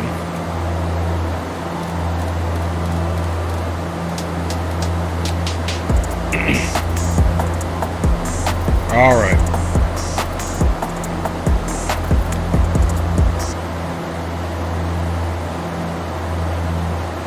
So we will be starting our descent here shortly. Let's check flight plan here. 16, 10, 8, and 6. And then Jimmy is also our transition point, so let's also make sure the initial approach fix reads 6,000 as well, which it does. And if you're not at 6,000, there's a procedure turn that you do here in order to get down to Jimmy, but we'll obviously be at 6,000 and come straight on in on a heading of 102. Get the Maltese cross at Sitsi and bring it in. Touchdown elevation for 10 right, which is us, is 2836.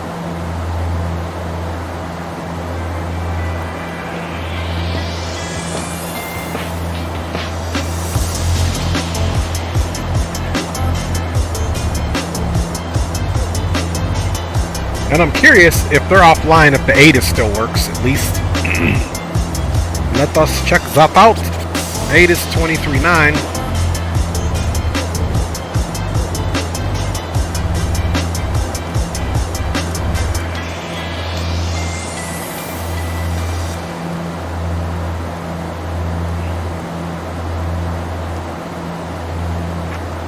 Pacific time. PilotEdge network is closed. Use tower frequency as common traffic advisory frequency. ATIS service will resume at 0745 Pacific time. Okay, they don't. They're like, no ATIS. Boise traffic, Horizon 318 is a de Havilland Q400. Now vacating flight level 200, descending on the Cayenne for expecting full stop runway 10 right for Boise traffic.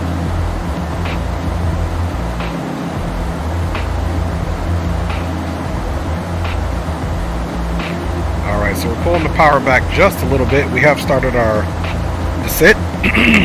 Excuse me. And let's look at the CTAF frequency for Boise, of course.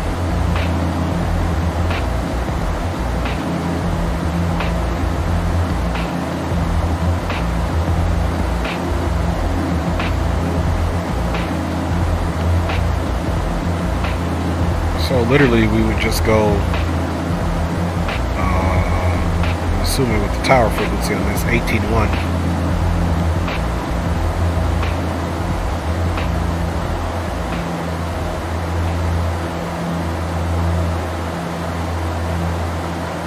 So I don't see no CTAF frequency, man. Let's check on this arrival.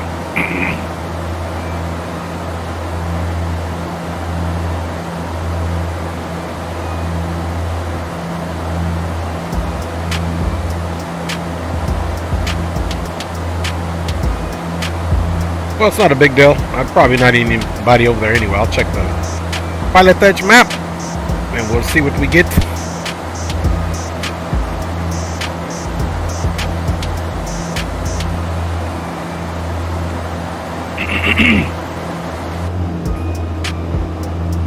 Alright, let's go ahead and get our own little checky check.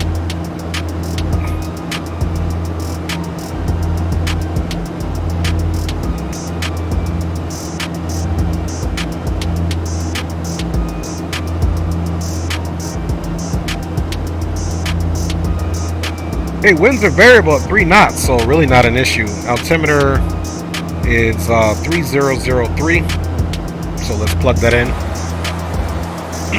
Excuse me.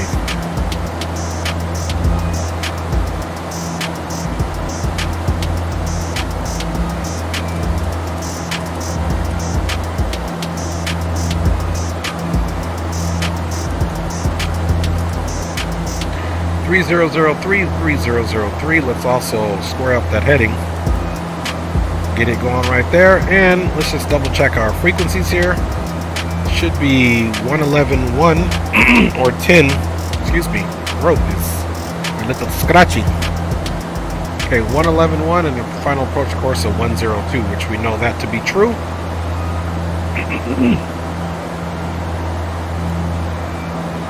We'll double check it with a nice long hold. And 111.0 and 102, so we're good to go. And there we go. We're on our vertical navigation. She is descending perfectly on the profile, as you can see there with the magenta indicator there. We've got our minimums, which is really 30-36, but we rounded up to 30-40 since this goes in increments of 5.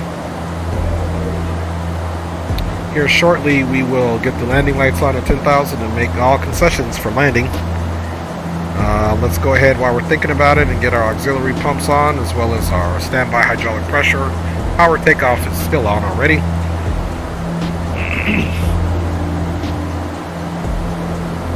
And the runway, more than long enough to land flaps 15 versus full flappage.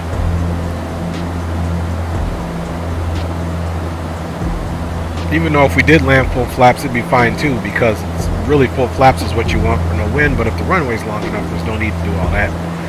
This bad boy stops nice and oh, this is more than enough runway for us to get it in. And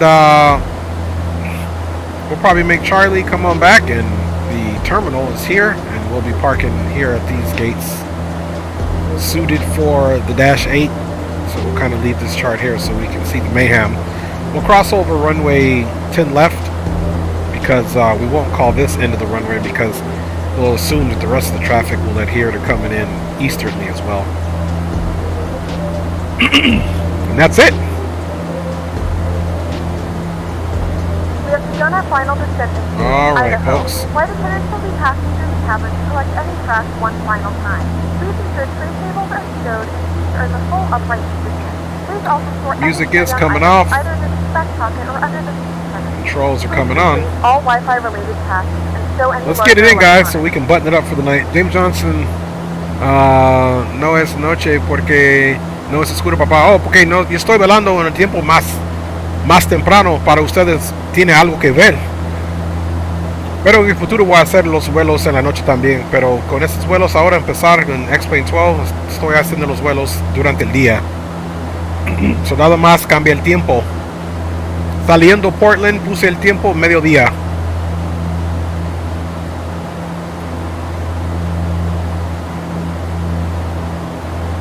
So James Johnson was just asking, why is it not dark? It's supposed to be dark right now. It's because I started the flight earlier in the day to give you guys something to look at. Enjoy some of the ortho. However, I will be doing, you know, real time. I like doing the flights that kind of start late afternoon and go a distance, especially if you're traveling from west to east. Those time changes and you get to see that sun come down and then land at night. So we will be doing some of those. Trust me, folks. Trust you me. Okay, we are at 10,000. Let's do our best here. Get our landing lights on. We've already got our altimeter in. Everything else is set up, guys. Wind shouldn't be an issue. We do have auxiliary tanks 1 and 2 on with our standby hydraulic pressure as well as our PTU takeoff. And see, if it was dark, excuse me, if it was dark, you wouldn't see this.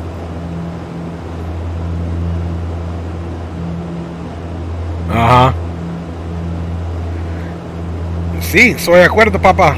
Exacto. Y no me gusta tampoco, pero a veces sí, porque si queremos seguir realidad, entonces a veces los vuelos están en la noche. Pero usualmente, especialmente cuando tienen ustedes que están volando conmigo, siempre pongo en el día para ustedes pueden ver la tierra, ¿entiendes? So James Johnson was just saying that he also too really doesn't like flying at night because you can't see for the same reason.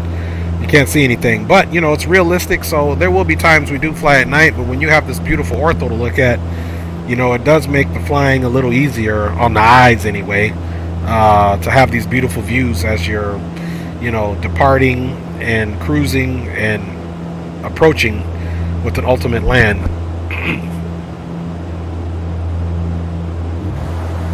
Okay, back up front we go. Speed was bleeding down a little bit, so let's pick that speed up.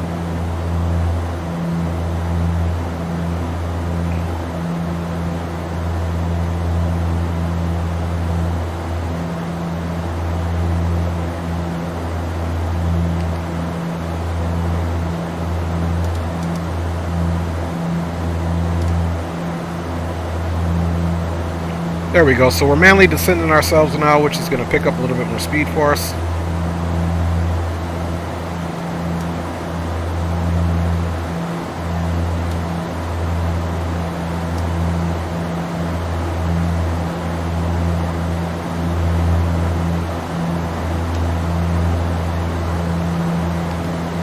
Get that terrain on.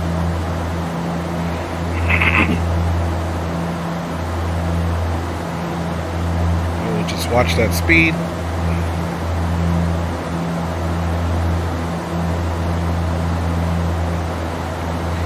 So that we can be on point after Jimmy. Elube is 4,400.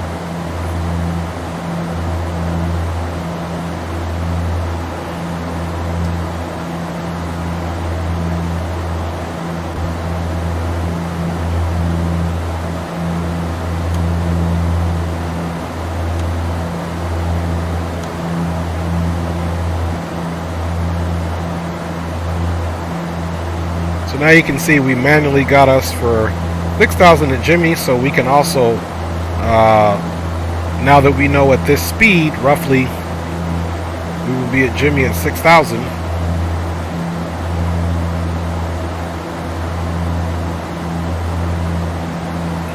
As we get closer, we'll go ahead and make sure that we get everything adjusted,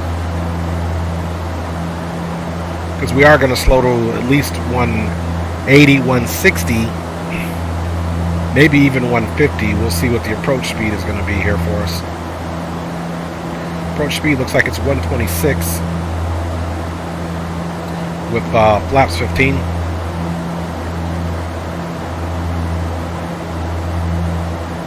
And we'll verify how far we have to go to Jimmy.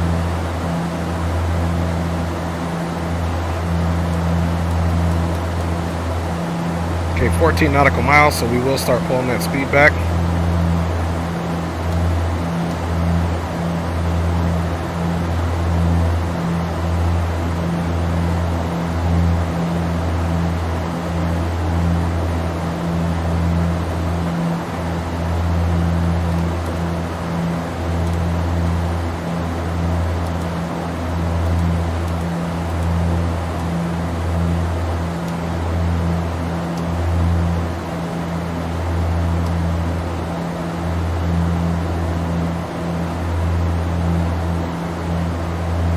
Now I got it set for about 4,400.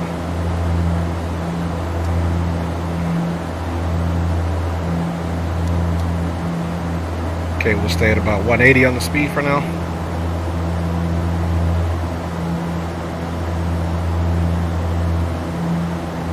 Boise traffic, Horizon Air 318 is now direct to Jimmy. Last fix on the Cayenne 4 initial approach fix for runway 10 right, expecting full stop.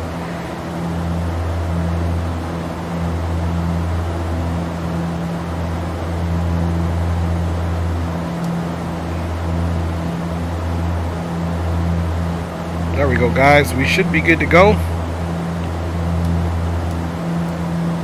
And now what we're going to do, we are going to go to our manual heading and fly direct. Let's get our nav source to the ILS, which is there. We'll do the same thing over here.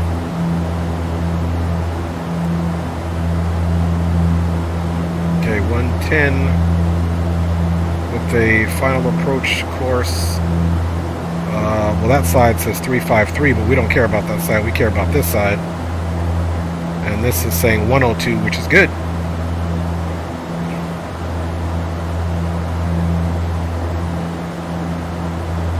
All we would have to do on the other side is the same thing, boom, but we're not worried about that side right now.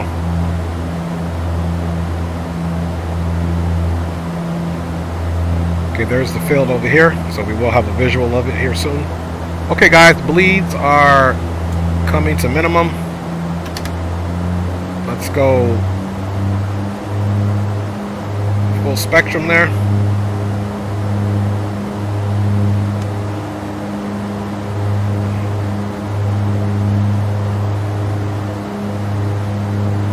Okay, let's make sure I got the landing stuff on for you guys, which I do. Alright, let me get myself situated so I can bring you guys in to Boise, all the way from Seattle, Washington in the Dash 8. They can try to retire us, but they can't.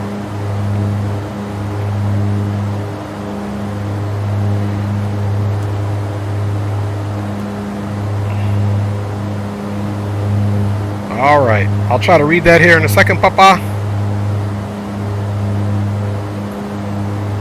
Let me get ready to get us in or we'll have troubles.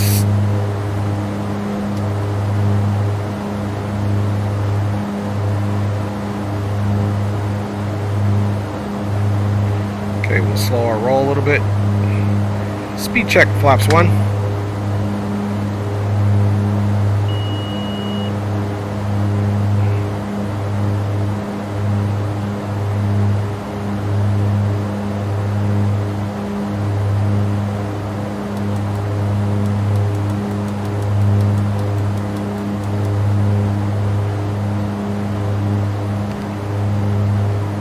Okay, localizer is captured.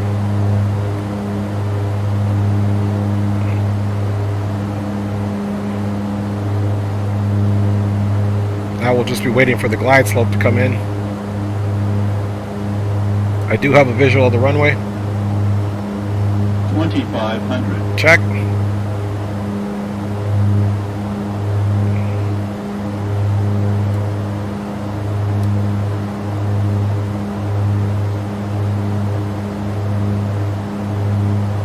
Alright, so localizer is captured, and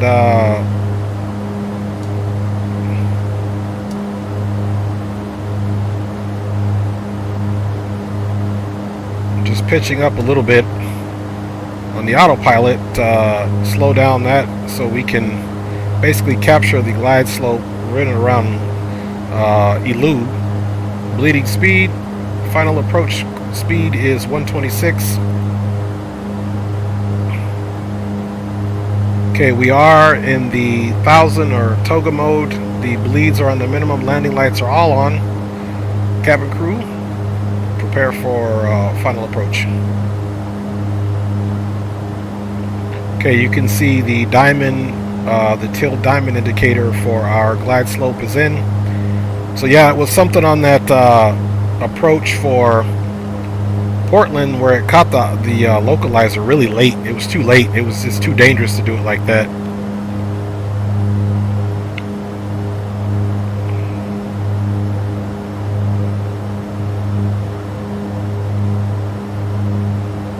Okay, we're on a 7-mile final. Gears coming down.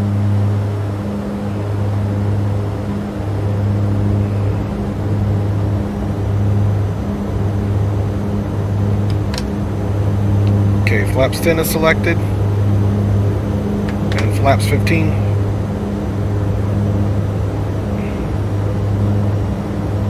Alright, you guys, let's see what we can do here.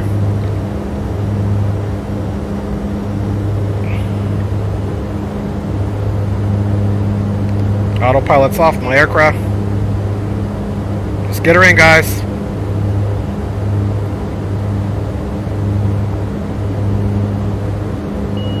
Okay, flaps is indicating flaps 15.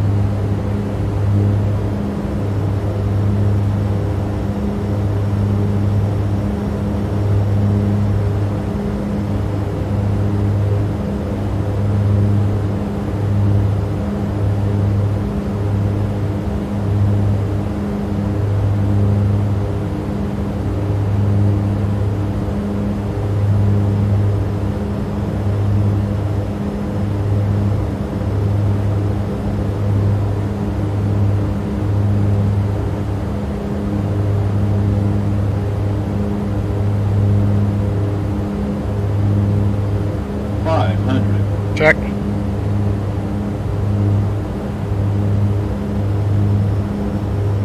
Terrain.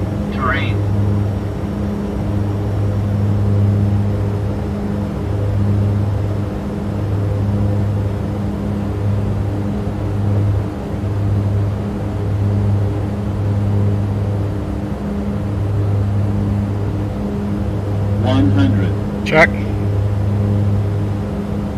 50. 40. 30.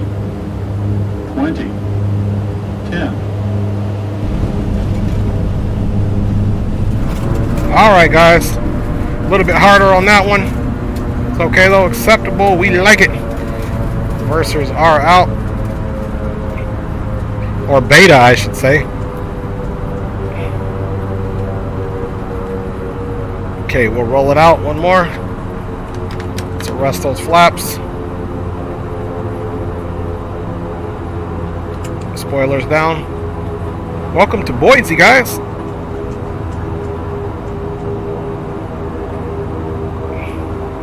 Ladies and gentlemen, welcome to Idaho. The local time is 3:30 p.m. and it's currently about 46 degrees Fahrenheit. You can now use your mobile devices. Please remain seated until the aircraft has come to a complete stop and the seatbelt sign is turned off. Remember to use caution when opening the overhead bins, as items may have been shifted during the flight. We thank you for flying with us. We apologize for the delay.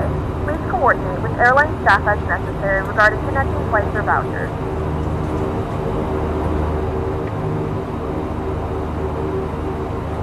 Alright, no one to communicate with, so we're just going to roll right on long.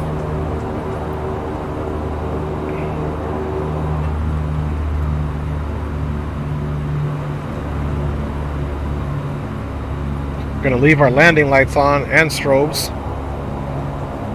Boise traffic, horizon 318 is clear of runway 10 right. We are now crossing runway 10 left. Continue taxi to the ramp for Boise traffic.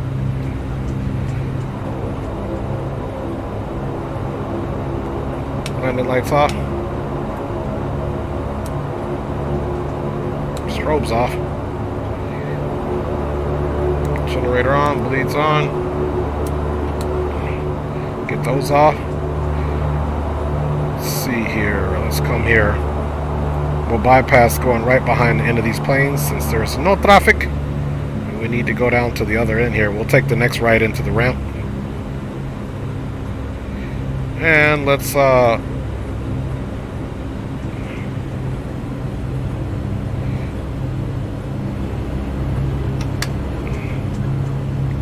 we go.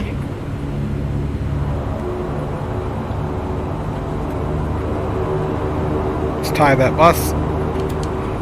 Main bus is tied.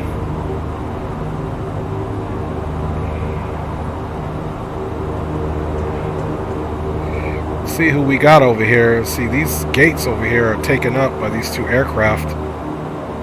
See if we can come around the backside. That's funny, they got a little like feeder aircraft in the way. That is where we were going to park. Let's come around the backside and see what we got.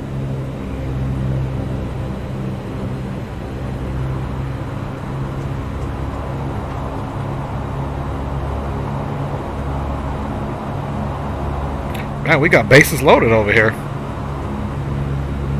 Looks like we're gonna have to do an actual gate. So we'll come in right here. Let's get that taxi light out of his eye.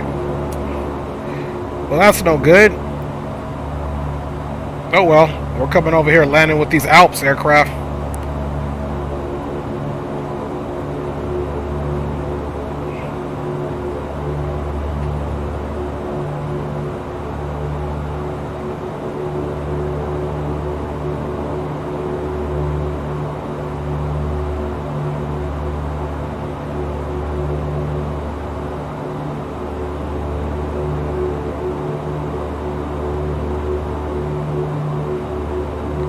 Alright, park and brake, start working them down. Alright, recirculations fans are off, bleeds are off, bus is tied. As the engines are cooling down, we can go ahead and get that off. Get that off. Come down here and get off altitude. That is done.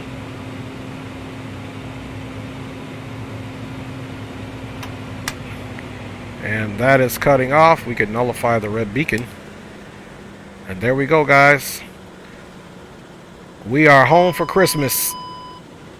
Let's get off of PilotEdge. Disconnected. Disconnect. Yeah, I always get that message here. And we are 100% in the place to be. Mataki, dale, papa. All right. Muchas gracias. Dice que puedes hacer un vuelo a KLS sobre la ciudad en la noche. Oh, sí, claro que sí. Podemos hacerlo. That's actually a good idea. All right, man. He's just asking me to fly over Vegas. Let's get rid of this, and let's get rid of the overlay and bada bing. You guys know what time it is. It's time for some tunes and time for a replay here. Welcome to Boise, Idaho. This completes our service. Of course, you guys know we're going to do a few replays. You know how we do it. All right. Let us get right in here and get this replay toggled in.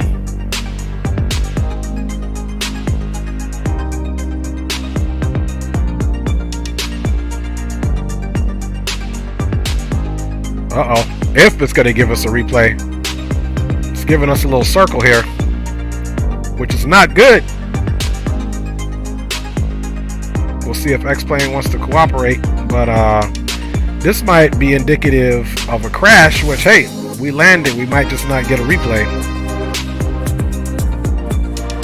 So we'll let that circle there for a minute and see what happens.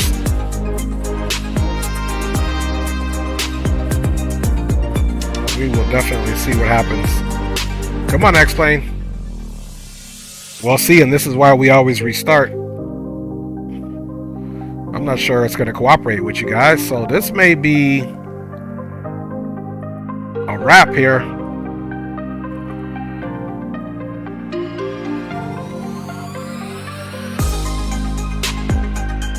Let's see. We'll just say wait for the program to respond. If it does, it probably won't. But hey, it crashed on us at the right time. Replay is not necessary, so let me jump back on here. Big up to each and every one of you. X-Plane on this replay decided to do something. That's why I always restart X-Plane before the next leg, because sometimes you get some situation like this that happens. So we're going to leave it just like this, guys. Appreciate you flying along. We made it. We got in. There is no final replay because, as you see, X-Plane has a mind of its own. Big up. God bless each and every one of you. And I always appreciate you guys riding on board and supporting your boy. I will most certainly take all that in consideration, James Johnson. And big up for everybody checking in tonight. I hope you have a good rest of your Friday night / Saturday morning into your beautiful weekend. I'm Dre Sanchez. I'm your boy. Thanks for checking in. And of course, if you guys could, please like, subscribe, but you already more than likely are subscribed. You already more than likely liked it, hopefully. But if you could please share out the channel, that would be much appreciated so we can grow together and keep doing things on the channel, hopefully not crashing and landing decently. So appreciate you guys. Once again, I'm your boy Dre. Much appreciated. And of course, you know, I'm gone. You'll rock it out. Just bounce your heads like this as we leave. Later, y'all.